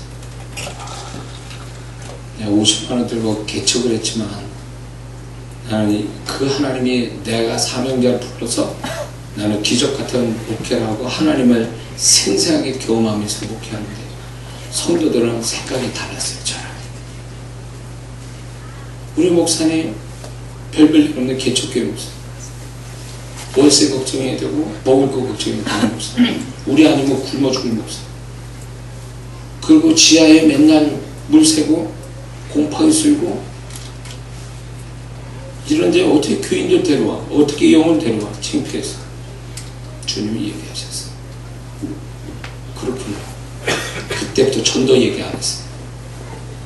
전도도 얘기 안 하고 나는 그냥 그래, 그럼 이 성도들이 이렇게 생각하는 게 어쩌면 맞다, 보여지는 게 다니까 그렇게 생각할 수 있다, 영적인 사람들도 아니니까. 그래서 그래, 이 성도분들이 그러면 그렇게 창피할 마음을 가졌는데도 불구하고 딴 교회 가지 않은 것만 해도 난 감사하다. 그러나 부끄럽지 않는 목사, 그래도 내게 맡겨준 영혼은 내가 최선을 다해서 하나님 앞에 부끄럽지 않는 목사가 되기 위해서 최선을 다해야겠다. 정말 열심히 했어요. 성도 없어도 굉장히 정말 그 마음을 가진 그 성도들은 나는 그분들의 문제라고 보지 않아요. 그분에게 난 상처받지 않아요. 섭섭하지 않아요. 당연히 그렇게 생각하죠. 왜냐면 그분들은 뭐 바보예요. 그냥 공회 가면 그만이지, 무슨 이 교회 와 있을 이유가 뭐 있어요. 그냥 빨빨하고 가면 그만이에요. 근데 일말의 인간적인 마음에서 저 목사가 내가 가면 굶을 수도 있는데, 월세도 못 낼 수도 있는데, 그냥 그 생각만으로도 고맙더라고요. 그래서 나는 그 성도들이 부끄러운 그 목사나 교회가 되지 않게 해서, 교회의 사이즈는 어쩔지 몰라도 목사 존재만큼은 그들에게 부끄럽지 않은 목사 되자고 얼마나 이 일을 악물고 제가 금식하고 기도하고 그런 줄 몰라요. 그래서 여기까지 왔어요. 신방 간다라도 됐대요. 응? 개척교회가 할 일이 없어. 내가 이거 준 거 다 하면 교인들도 얼마 안 되니까 또 성도들 그렇게 도와줄 마음으로 신방하겠다도 됐다라는 거죠. 그분이 됐으면 어쩔 수 없어. 된 거야. 그냥 어쩔 수 없어. 그렇게 하는 거예요. 제가 말 한마디 하면 두세 마디 해요. 토를 달아가지고. 목사가 우스운 거죠. 개척교회 목사. 우리가 먹여 살리는 목사. 제가 그렇게 목회했어요. 근데 반전이 왔어요. 제가 2년 동안 저를 뒤집는 자국과 성령이 나한테, 성령께서 나를 기름 부어 주셔서 제가 교회 바깥에 사역이 시작됐어요. 정말 그거는 어떻게 보면 그 성도들의 나를 그렇게 봐준 거에 대한 그게 저한테는 굉장히 자극이 됐어요. 그렇구나. 적어도 우리 성도들만큼은 부끄럽지 않는 목사가 되겠다. 교회는 비록 내가 재정이 안 되니까, 우리 성도도 부자도 없으니까 교회는 그럴 수밖에 없고, 내가 어디서 뭐 빚내서 어떻게 할 수 있는 것도 아니고, 그러니까 교회 사이즈는 어쩔 수 없지만 나라는 존재만큼은 내가 얼마든지 할 수 있으니까 내가 해야 되겠다. 그렇게 한 게 이제 교회 바깥에 이제 길이 열리고 사역을 하고 능력이 나오기 시작했어요. 그러니까 그때부터 성도분들이 또 달라지더만. 기도해준다 그러면 고마워서 기도받고 있고, 신방 가족이 그렇게 고마워. 근데 나는 그 성도들이 밉질 않아요. 그럴 수 있다고 보는 거예요. 근데 그 성도들이 그런 거에 대해서 이제 조금씩 프라이드를 갖기 시작하더라고요. 고마웠어요. 그래서 신부는 교회 나가라고 그래도 안 나가, 이제는. 교회 나가라고 하는데도 안 나가. 오지 말랬는데도 와, 또. 아, 그렇지. 뭐, 내가 성도에 대해서 너무 성자같이 보는 건, 목사는 잘못 보는 거다, 성도를. 그냥 성도는 애기니까. 애기가 하는 소리니까. 그렇게 하는 걸로. 그래서 제가 그런 마음으로 이제 목회를 하고, 제가 여기 이제 주오심교회 목회를 하는데, 저는 그래, 이장한 목사가 우리 성도들한테 부끄럽지 않은 목사, 그리고 이장한 목사, 이 목사가 그래도 우리 성도들을 어느 정도 책임져 줄 수 있는 목사가 되기 위해서 굉장히 저는 나름대로 애쓴다고 봐요. 그래서 우리 성도들이 그래도 목사님 하면은 그래도 정말로 좀 뭔가 우리 목사님 통해서 주님을 만나고 주의 음성 듣고 이런 거에 대한 영적 프라이드를 갖는다면 난 목사로서 성공했다고 봐요. 아멘. 목사를 그 정도로 신뢰한다면 내가 그래도 우리 성도들 내가 부끄럽지 않은 목사 되기 위해서 애쓴 거를 이제 알아주는구나. 난 그걸로서 목회 성공했다고 봐요. 아멘. 그래서 저는 지금도 그렇게 하는데, 결국 뭐의 문제냐면 마음의 문제더라고요. 우리 성도들이 그런 부끄러운 마음을 가지니까 전도도 안 해, 뭣도 안 해. 그러니까 그게 화가 나는 게 아니라, 그래, 성도님이 그렇게 생각은 맞는 거야. 해봐야 안 되는 거야. 마음이 그런데 뭐 죽으라고 밀어붙여야 되겠냐고. 그래서 그때부터 전도를 안 했어요. 편하게 교회 생활 다니게 그렇게 해줬어요. 근데 성도들이 마음이 바뀌고 뭔가 마음이 이제 뭔가 교회나 목사에 대한 생각이 되니까 그때부터 역사는 시작되더라고요. 역시 마음이 중요하더라고요. 마음이. 기도 맨날 열심히 하고 예배 잘 들어보니까 이미 마음은 땀만 붓고 있는데 안 될 것 같은데, 기도 팽가려 뭐합니까? 그 나라 뭐 혼의 마음에서 안 될 것 같은데, 이렇게 나오면 기도가 무슨 의미가 있어요, 그게? 응? 이런 사람은 한둘이 아니에요. 기도 열심히 해놓고 혼의 마음이 혼탁해가지고 기도는 영적인 기도를 해놓고 마음이 혼이 혼탁하니까 반대의 마음을 자꾸 갖는 거죠. 그러면 이건 기도 응답밖에 틀려먹은 거예요. 내가 기도한 것만큼 마음이 동일한 마음이 돼야 이게 기도 응답이 시작인데, 마음이 기도한 내용과 마음이 달아버리면 이건 믿음의 기도가 아니라는 거야, 아직까지. 그러니까 응답이 없는 거예요, 그런 마음이니까. 예? 그렇게 마음이 중요한 거예요, 그 마음이라는 게. 누가복음 18장에 과부의 비유도 그거 나오죠. 그 과부가요, 한 번 가서 그 불의의 재판장 가서 내 원한을 풀어달라고 그랬어요. 근데 그 불의한 재판관이 이 여자 안 들어줬다면 자주 와서 나를 괴롭힐 것 같다 이랬어요.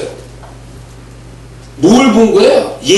그 과부의 말 때문에 그랬을까요? 아니요. 그 말 속에 들어간 과부가 이거만 나 붙잡고 끝장내려는 겁니다. 이 마음이 훅 하고 전달이 되니까, 그러니까 해결해 줘야 되겠다 이랬다는 거예요. 그러므로 밤낮 부르짖어 택한 자의 부르짖는 원한을 풀어주시지 않겠나? 이게 무슨 얘기예요? 말의 얘기가 아니에요. 원한, 그 마음에 쌓인 거, 그게 있으면 풀어준다 그 얘기지. 그러니까 예수 믿는 사람은 입술의 그 영적인 말이 아니라 그 마음에 그게 동일한 그 혼의 마음도 같이 그게 있어야 된다 그 얘기요. 그게 없이는 이중적 잘못된 그 반대적인 마음을 가지면 그건 아주 멀었다는 얘기예요. 그래서 하나님이 저에게 어떤 역사를 일으키기 위해서 마음에서부터 출발이 되는데, 그 마음에 이제 역사가 가까이 오는 증거가 뭐였냐면 내가 말한 거와 마음이 동일해져요. 그러면 확신이, 그 감정 들어와요. 아무것도 없는데도 될 것 같아. 확신이 오고 기쁨이 와. 평강. 이면 그게 이제 곧 온다는 얘기예요. 같아지는 거예요. 처음에 출발이 서로 틀릴 수 있어요. 영의 기도와 그 사람의 혼의 마음이 완전히 100% 서로 다를 수 있어요. 그래 계속 이렇게 기도하다 보면 이게 어느 순간에 같이 똑같아지는 순간이 있어요. 이 똑같아지는 순간부터가 이제 역사가 가까이 왔다는 증거예요. 이게 이해가 되십니까? 네. 제가요 집회를 이렇게 하면서도 저 끝에 있는 영혼까지 다 봐요. 심지어는 그래서 왜 무슨 마이크 이렇게 제가 준비를 했냐면 처음에 그 하게 된 동기가 있어요. 교회에 다닐 때마다 집회할 때마다 유선이 있어요. 가난한 교회 되니까 무선이 없어. 그래서 유선으로 이렇게 하다 보면요 저 뒤에는요 뭐하고 있냐면 기도도 안 하고 딴짓거리 하고 있어. 그 영혼이 여기 올 때 하나님 뭔가 좀 저 영혼을 좀 축복하려고 하는데 뒤에서 딴짓거리 하고 있어. 그래서 쫓아가서 뭐라도 하려고 하는데 유선 마이크가 있으니까 이게 거기까지 안 가는 거예요. 그래서 마음껏 돌아다닐 수 있게 이제 무선 마이크가 준비되어 있다 그래서 이걸 시작한 거예요. 이게 돈 들여가지고. 그래가지고 이렇게 하니까 기도합시다 이러면요 내가 저 멀리 그 뒤에서 있으니까 아 목사님 거기까지 오겠나 싶어가지고 딴짓거리 하면 제가 벌써 무선 마이크 딱 들고 가는 거지. 그래서 코앞에 서가지고 뭐하냐 뭐 하십니까 이러고 이제 막 흔들어 대죠. 그러면 정신 차려가서 막 또 창피해서 기도. 그래서 그 뒤에까지 내가 샅샅이 뒤져가지고 실패하면 안 된다. 이 한 번의 집회에 성공해서 인생 바꾸고 하나님 축복받아야지 왜 딴짓거리 하냐 그래. 그래 제 집회에서 함부로 행동 못해요. 저 뒤까지 다 보고 얘기하니까 제가 뒤에까지 쫓아다니니까 제가 예. 왜 그러냐면 저는 집회를 하면요 이건 한판의 싸움이라 보는 거예요. 내가 이가 영원히 산다고 생각하는 거예요. 그러니까 봐주는 거 없어요. 내가 그 영혼을 끝까지 붙들고 여기까지 오게 하신 하나님이면 반드시 저 사람에게 뭔가 하나님 말씀 주시고 축복하려고 온 것이니까 나는 내가 해야 될 일을 한다 생각하고 그 영혼을 끝까지 마음을 붙들면 역사가 오더라고요. 네. 내가 한 번도 집회하면서 마음을 놔버리고 집회한 적이 없어요. 정말 이건 하나님이 아세요. 내가 그 영혼에 대해서 한 번도 그 집회에 그냥 은혜 받으면 받고 그냥 알아서 하세요. 나는 할 소리 할 테니까 이게 아니에요. 나는 그 영혼을 하나하나 전부 다 마음에서 포기하지 않고 붙잡고 축복받아야 된다고 끝까지 물건을 주고 눈을 마주치고 이렇게 손을 대고 이렇게 하면 어느새 그 사람이 변화되고 있더라고요. 난 그렇게 해서 하나님이 내 사역을 축복하셨어요. 그렇게 해서 변화받고 그렇게 축복받은 사람들입니다. 하나님이 아세요 그걸. 그래서 제가요 딱 나한테 오게 한 영혼이면 하나님은 어떤 식으로 되게 돼 있다 이 영혼은 딱 그런 마음이 벗어들어서 포기하질 않아요. 포기를 내가 안 하면 하나님이 변화시키고 축복하시더라고요. 네. 그래서 내가 포기가 되면 그 사람이 아무리 좋은 얘기해주고 뭘 기도해줘도 안 되더라고요. 마음에서 이미 포기가 되니까. 그래서 하나님은 내 마음을 보시고 내가 포기하지 않으면 희한하게 나는 그냥 손을 얹고 기도해주고 이러는데 어느 순간 그 사람이 변화되고 있는 거예요. 그게 시작이 뭐냐면 이장한 목사의 포기하자는 그 영혼을 포기하자는 마음에서 출발했다. 응? 내가 하나님이 저한테 주신 영혼을 내가 포기하면서 살겠다면 진짜 나는 사역자가 아니에요. 나를 아무리 반대하는 사람이라도 포기하지 않고 끝까지 하다 보면 하나님이 작업을 하시더라고요. 내 포기하지 않는 마음에서 작용을 하시더라고요. 그러므로 왜 나는 열심을 내는데 나는 되는 일이 없을까요? 잘 보세요. 마음에서 이미 포기하고 놔버린 게 있다면 그것 때문에 안 되는 거예요. 하나님 난 축복을 받기 원하고 난 뭔가 이루기를 원하는데 왜 안 될까요? 그렇게 열심히 해도 보세요. 자기 혼의 마음에서 포기를 했는지 안 했는지 보란 말이에요. 포기를 했기 때문에 해도 헛수고가 되는 거예요. 포기를 했기 때문에. 정말 기도도 그래요. 기도할 때 정말 마음에서 그 문제에 대해서 반드시 해결이 되고 내가 이거를 통해서 하나님 하나님 이렇게 영광이 되고 내가 축복 보겠다 이런 포기하지 않는 마음에서 기도하는 사람하고 이미 놔버렸어 마음을. 하나님 나 이제 감당이 안 됩니다. 나 이제 내가 이제 마음이 힘들어요. 그래서 그러나 이걸 기도하겠습니다. 이렇게 얘기해요. 기도하는 그 입술이 말은 기도하는 말인데 마음은 이미 떠났어. 그러니 그 기도는 응답을 못 받아요.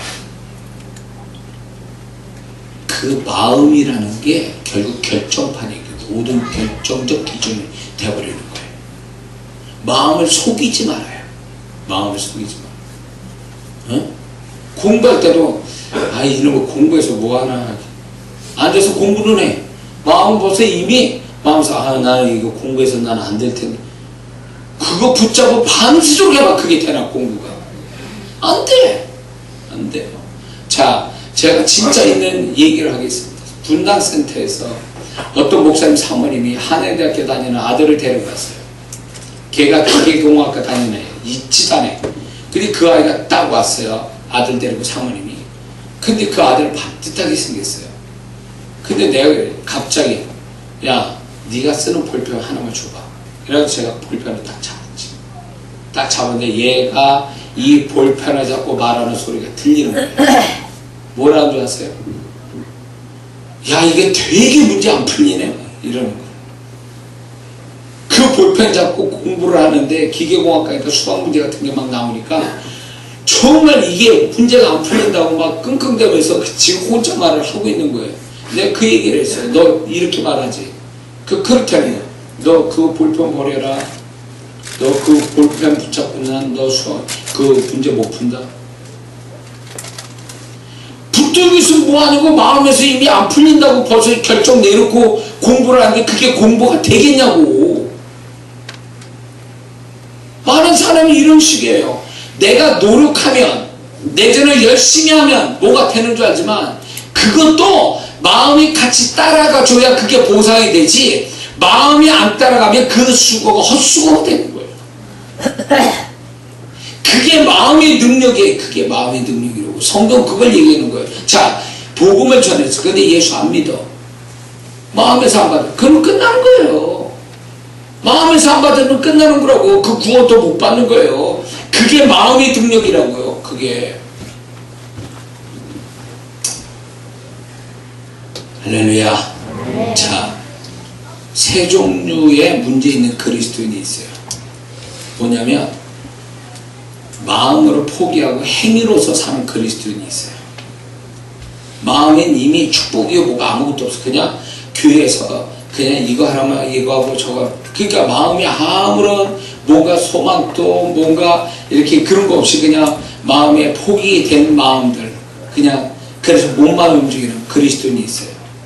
또 이런 사람이 있어요. 마음과 행동, 마음과 말이 다른 그리스도인. 이중적인 모습이죠. 그리고 세 번째는 하는 척하고 흉내만 내는 성도. 이 성도는요 열매가 없어요. 축복이 없어요.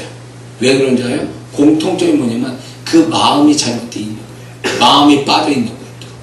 마음에서 오는 긍정적 마음이 작용하지 않기 때문에 이런 성도는 신앙의 성장도 없고 축복도 없어요. 그래서 내가 뭐를 한다고 친다면 제일 먼저 점검해야 될 게 뭔지 아세요? 내가 그 일을 할 만한 긍정적 마음이 있느냐는 거예요. 아멘. 그거를 먼저 살펴서 그게 있다면 그 다음 두 번째가 뭔지 아세요?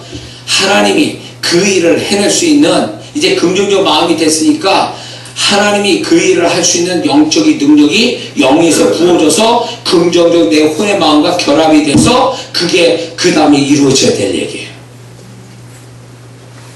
근데 그런 마음과 영적인 그 작업이 안 이루어진 상태에서 몸만 움직이잖아요? 그러면 답이 안 나와.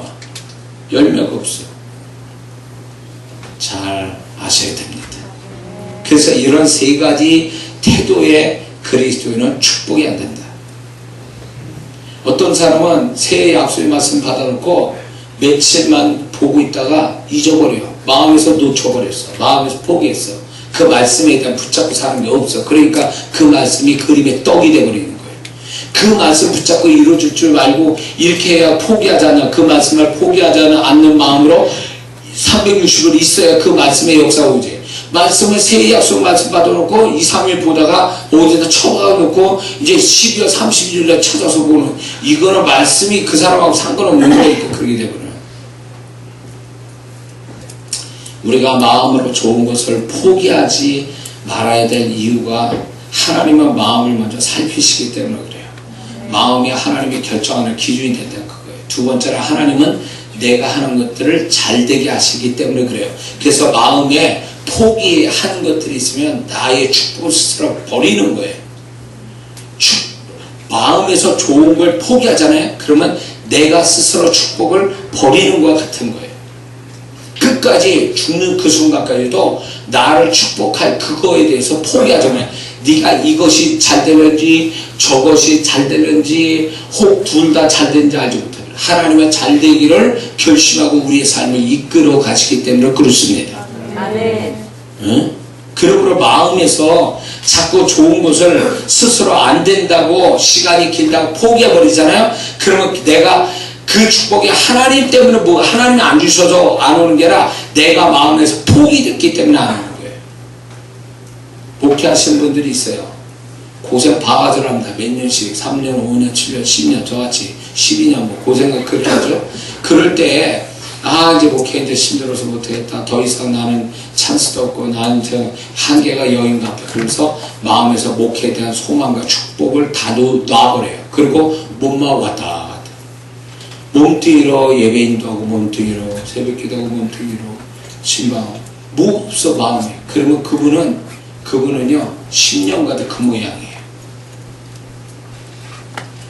그렇게 해서 교회 괜찮게 했다가 교회를 줄였다가 그리고 결국 가정으로 들어와서 가정교회로 해서 지금은 목회를 안 한 분이 계세요.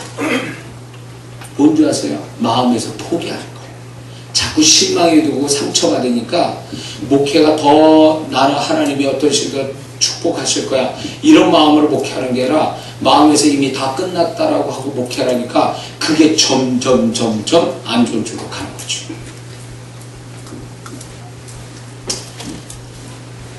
자, 마음은요 누가 대신해 줄 수 있는 게 아니라 내가 해야 될 영역이에요. 마음이라는 영역. 그래서 하나님이 어떻게 할 수가 없어요. 그래서 내가 마음을 고쳐먹는다 라는 것은 굉장히 중요한 얘기예요. 굉장히 중요한 얘기예요.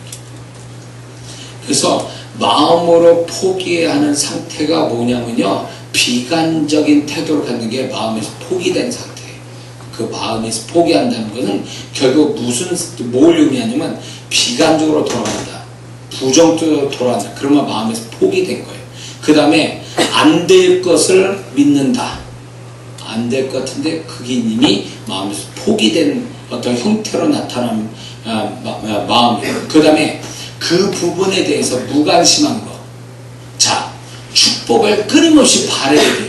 근데 그 축복을요 어느 순간부터 무관심해서 관심이 없어 이제. 그러면 그 자체가 벌써 이미 마음에서 포기한 거예요. 무관심 자체가.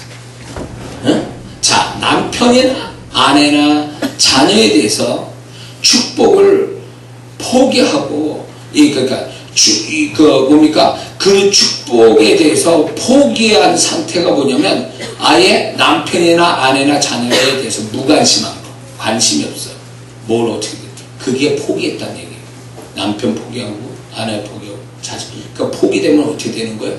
그러면 축복은 끝난 거예요. 아무것도 없어. 될 대로 되라는 식이지. 그리고 마음에서 포기된 상태가 뭐냐면 두려움을 갖는 거예요. 그거에 대해서. 무섭다.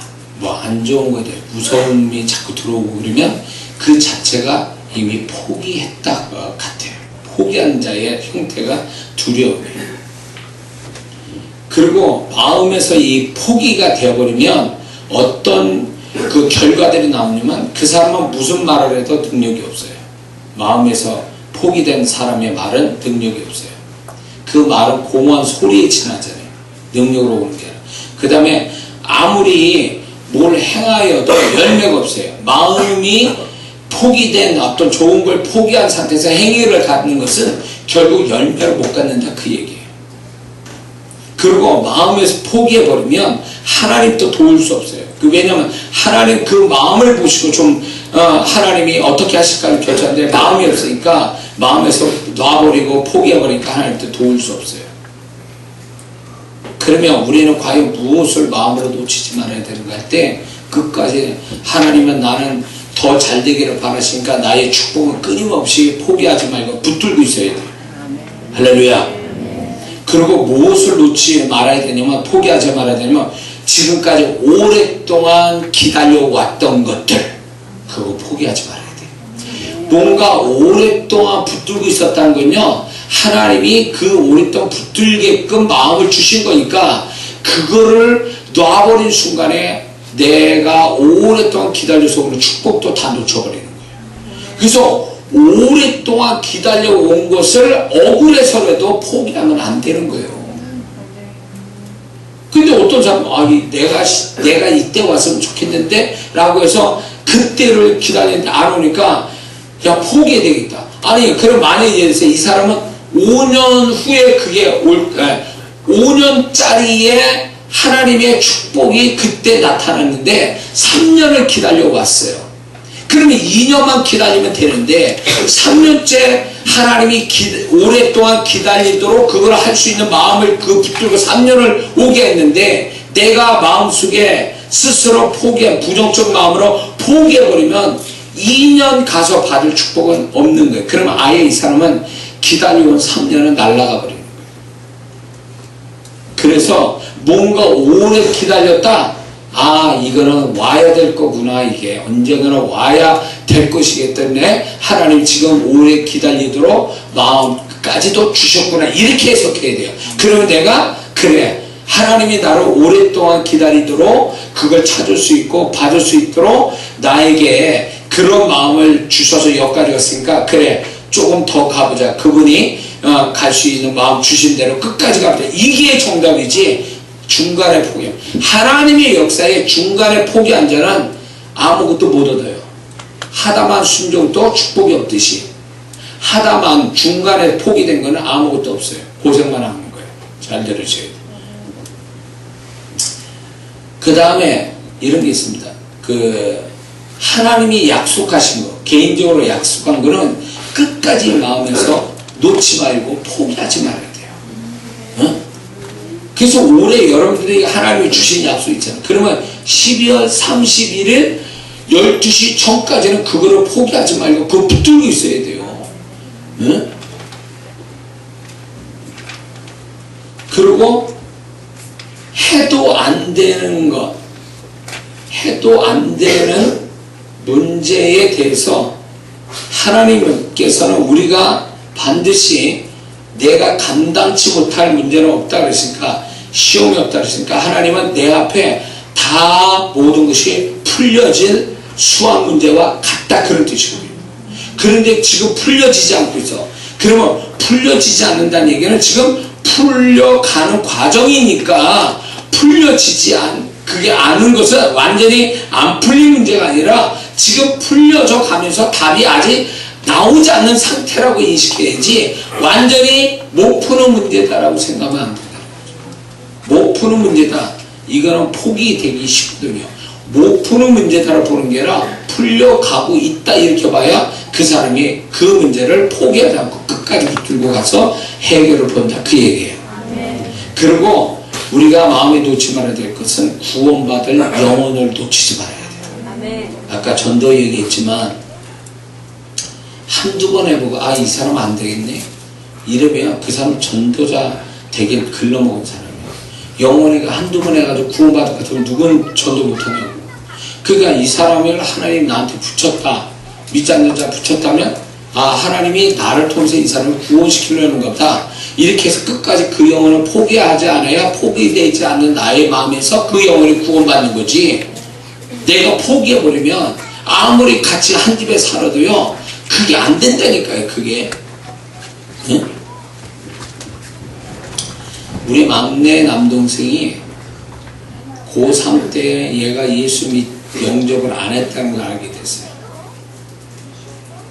근데 그때 내가 은혜 받고 막 한참 저기 했는데 얘가 구원받지 않았다는 걸 알고 제가 자그마치 8년을 기도했어요.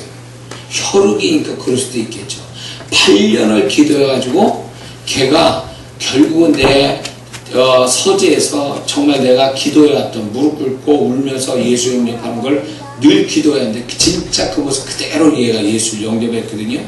그 중간에 두 번씩 이렇게 생명을 빼앗아 가려고 여기서 하나는 교통사고 하나는 자살하려고 딱 두 가지 사건이 진짜 있었는데 그때마다 나는 얘가 미친 짓 하고 눈이 돌아가면서 사단이 역사하는 걸 알게 됐어요. 그럴 때 내가 이 영혼을 우리 남동생과 그럴 수도 있다고 보지만 혈육이라고 8년 동안 포기하지 않고 얘를 끝까지 붙잡고 있었어요. 하나님의 구원받아야 됩니다. 그랬더니 8년 돼서 예수 영접했어요. 이야, 그래서 하나님이 그 영혼을 포기하지 않으니까 결국 내가 가진 믿음대로 그 아이가 그렇게 지발로 자기가 우리 집을 찾아왔어요. 문제가 생겨가지고 그 문제 해결해달라고 지가 구원 요청하면서 우리 집에 들어온 거예요. 그러면서 그 친구가 구원받고 또 그 문제도 풀어주고 제가 이렇게 했었는데 결국 구원 못 받을 영혼이 없어요. 내가 포기하지만 않는다면 그 영혼이 구원 못 받는 이유는 내가 포기했기 때문에 구원 못 받는 거예요. 할렐루야. 자, 그래서 우리가 마음으로 포기하지 않는 좋은 것을 포기하지 않고 살려면 어떻게 되느냐. 첫째, 혼의 마음에 부정적인 거 악한 거를 담아두지 마세요. 그리고 그 마음은 보고 듣고 말하는 가운데 그 마음에 담겨지는데 그게 부정적인 거면 그 사람 마음이 혼탁해서 마음을 지키지 못하고 그 마음이 하나님 영으로부터 부어주는 걸 방해를 일으킨다는 거예요. 그래서 마음을 지켜야 돼요. 부정적이고 악한 것으로부터 내 마음을 지키는 자가 되어야 됩니다. 할렐루야. 두 번째는 이게 중요해요. 마음으로 믿음의 상상을 가져야 됩니다. 믿음의 상상. 그걸 하고 있어야 돼요. 마음에 좋은 걸 포기하지 않는 사람 되려면 그거에 관련해서 믿음의 상상이 끊임없이 가져야 돼요. 그러면 그것이 그 믿음의 상상이 뭘 가져다 주냐면 이 혼의 혼탁한 마음을 정화시키는 작업을 해요. 그래서 영으로 오는 것들을 그거를 부어 담을 수 있게 그걸 만들어 주는 게 믿음의 상상이에요. 상상이라는 상상력은 혼적인 기능에서 오는데 혼적인 것과 영적인 경계선에 서 있는 게 상상력인데 그 상상력이 믿음화되고 믿음을 더욱 하나님이 구체화시키기 위해서 상상력을 하나님 쓰시는 거예요. 그래서 여러분들이 믿음의 상상을 많이 할수록 그 마음의 상상력을 방해하는 혼적인 마음들이 사라지게 돼 있어요. 그냥 아멘 해요. 아멘. 나중에 이 설교 다시 들어야 돼요. 예. 이 얘기는 이론이 아니라 제가 실제로 경험해서 얘기하기 때문에 이거는 틀림없는 얘기예요. 그래서 믿음의 상상을 많이 하면 그 상상에 걸림돌 되는 혼적인 모든 마음들이 소멸된다. 상상을 많이 할수록 중요해요. 그래서 이런 게 있어요. 예를 들어서 하나님의 물질이 필요합니다. 그러면서 물질에 관한 하나님이 나한테 주실 축복을 상상을 해요. 상상을 해요. 믿음의 상상을 해요. 크게 하나님 물질 축복을 상상합니다. 그럼 무슨 현상이냐면 그 혼의 마음에서 가난의식, 모자라고 부족하고 없고 그걸로 인한 두려움, 염려, 걱정, 그 없는 것에 대한 어떤 원망 이런 마음들이 혼의 마음이 소멸돼요. 믿음의 상상. 그러면 그게 소멸되면 어떻게 될까요? 믿음의 상상하는 것들이 결국 마음에 품어져서 혼의 마음에 안착을 해서 드디어 그 마음에 그렇게 믿음에 상상한 것들이 그렇게 말하게 하고 그렇게 행동함으로 해서 하나님이 결국 그거를 만나게 하시는 거예요. 혼의 마음에 동의가 없이 하나님이 일하시진 않아요. 결국 가서는 영에선 동의가 됐는데 혼의 마음에서 동의가 되지 않으면 하나님이 어떤 일을 할 수가 없어요. 혼에서 흔쾌히 하나님이 일하실 수 있는 그 상태로서 이렇게 하나님 이렇게 일할 수 있게끔 어떤 도우미 역할을 할 수 있는 마음이 딱 돼야 하나님이 비로소 그 사람들의 역사가 시작되는 거예요. 이거 아주 굉장히 중요한 얘기입니다. 중요한 얘기예요. 그러니까 지금 이렇게 들으시고 나중에 유튜브나 또 네이버나 다음 카페에 있을 때 또 들어보세요. 또 틀릴 거예요. 이게 하루아침에 제가 이 얘기가 하루아침에 만드는 얘기가 아니에요. 오랜 세월 제가 검증돼서 나온 얘기니까 틀림없는 얘기예요. 네. 그래서 믿음의 상상을 분야별로 믿음의 상상을 많이 하는 사람의 결국 뭐냐, 혼의 그 분야에 걸림돌 되는 것들이 사라져요. 싹 사라져요. 그래서 그냥 믿어져. 만약에 물질에 대한 믿음에 상상하잖아요. 그러면 영에서는 이미 그게 믿어지는데 혼의 마음이 혼탁하면 안 믿어지는 현상이 일어나요. 근데 믿음의 상상을 계속 하잖아요. 물질에 관해서. 그러면 물질에 대한 부정적 어떤 마음들이 착착착 하나씩 소멸되면 그 다음부터 어떻게 되냐면 믿음의 상상을 하면 그냥 믿어지는 혼의 작용이 생기기 시작하는 거예요. 그러면 그때부터 역사가 시작되는 거예요. 물질의 축복이. 그리고 그 사람이 그 마음에 이미 그 물질의 축복을 받게 반대되는 게 다 사라지니까 이 사람이 그 영에서 온 그 물질의 상상하는 그 믿음의 상상이 마음에 안착될 때에 어떤 요소냐면 그 사람 말하는 게 믿음의 말을 하기 시작해요. 그러면 믿음의 말을 하게 되면 그 믿음의 말이 실상을 가져오는 거예요. 그래서 왜 나는 똑같은 믿음의 말을 하는데 저 사람은 되고 난 안 되냐? 안 되는 사람은 그 혼이 정화가 안 된 거예요. 믿음의 상상을 하게끔의 어떤 그게 정화가 안 이루어져서 동일한 믿음의 말을 했다 해도 어떤 사람은 되고 어떤 사람은 안 되는 이유가 여기 있는 거예요. 그래서 형통이 어떻게 오냐? 제가 형통이 기름 부음 받고 제가 형통하고 형통의 사건이 막 일어나는 것은 결국 내 안에 내 혼의 상태에서 혼의 마음속에 형통하지 못하게 하는 방해 요소가 내 안에 다 사라져서 형통의 어떤 그 하나님의 영적인 축복이 마음에 안착돼서 내가 말하면 그게 그렇게 형통이 오는 거예요. 내가 기도해주면 하나님이 또 그대로 역사해요. 그게 그 기준점이 뭐냐면 내 안에 혼의 마음에 형통하고 반대되는 것들이 사라지고 형통에 관한 것만 내 마음에 안착될 때 비로소 역사가 시작되는 거예요. 할렐루야. 아, 좋습니다. 은혜가 되십니까? 그 다음에 세 번째는 하나님에 대한 기대감을 버리지 마세요.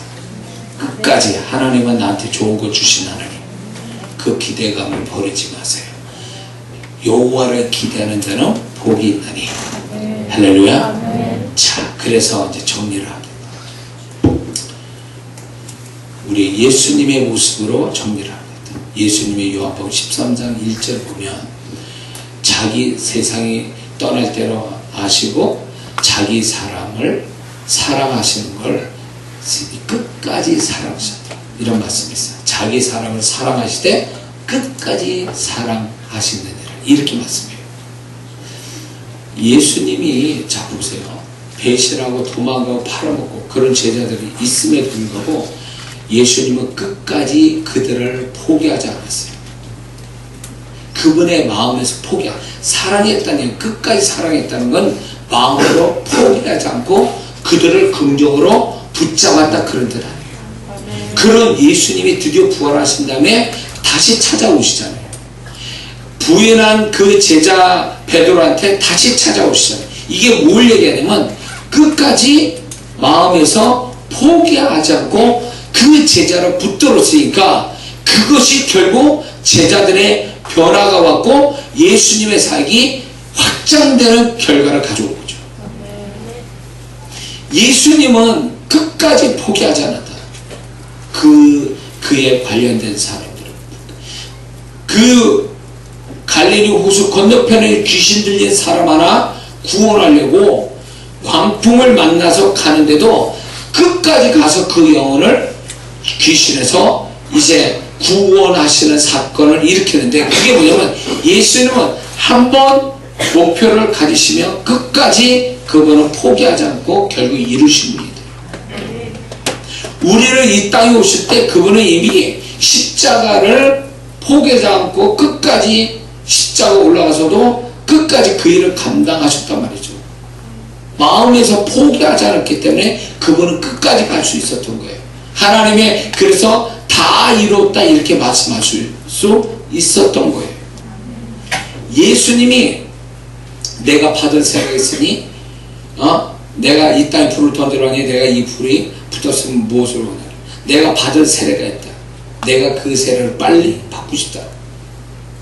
그분의 마음에는 항상 그 십자가에 대한, 그분이 끝까지 그걸 이루어야 된다라는 그 마음의, 십자가에 대한 포기하지 않는 마음이 결국 우리의 구원을 이루어 주셨거든요.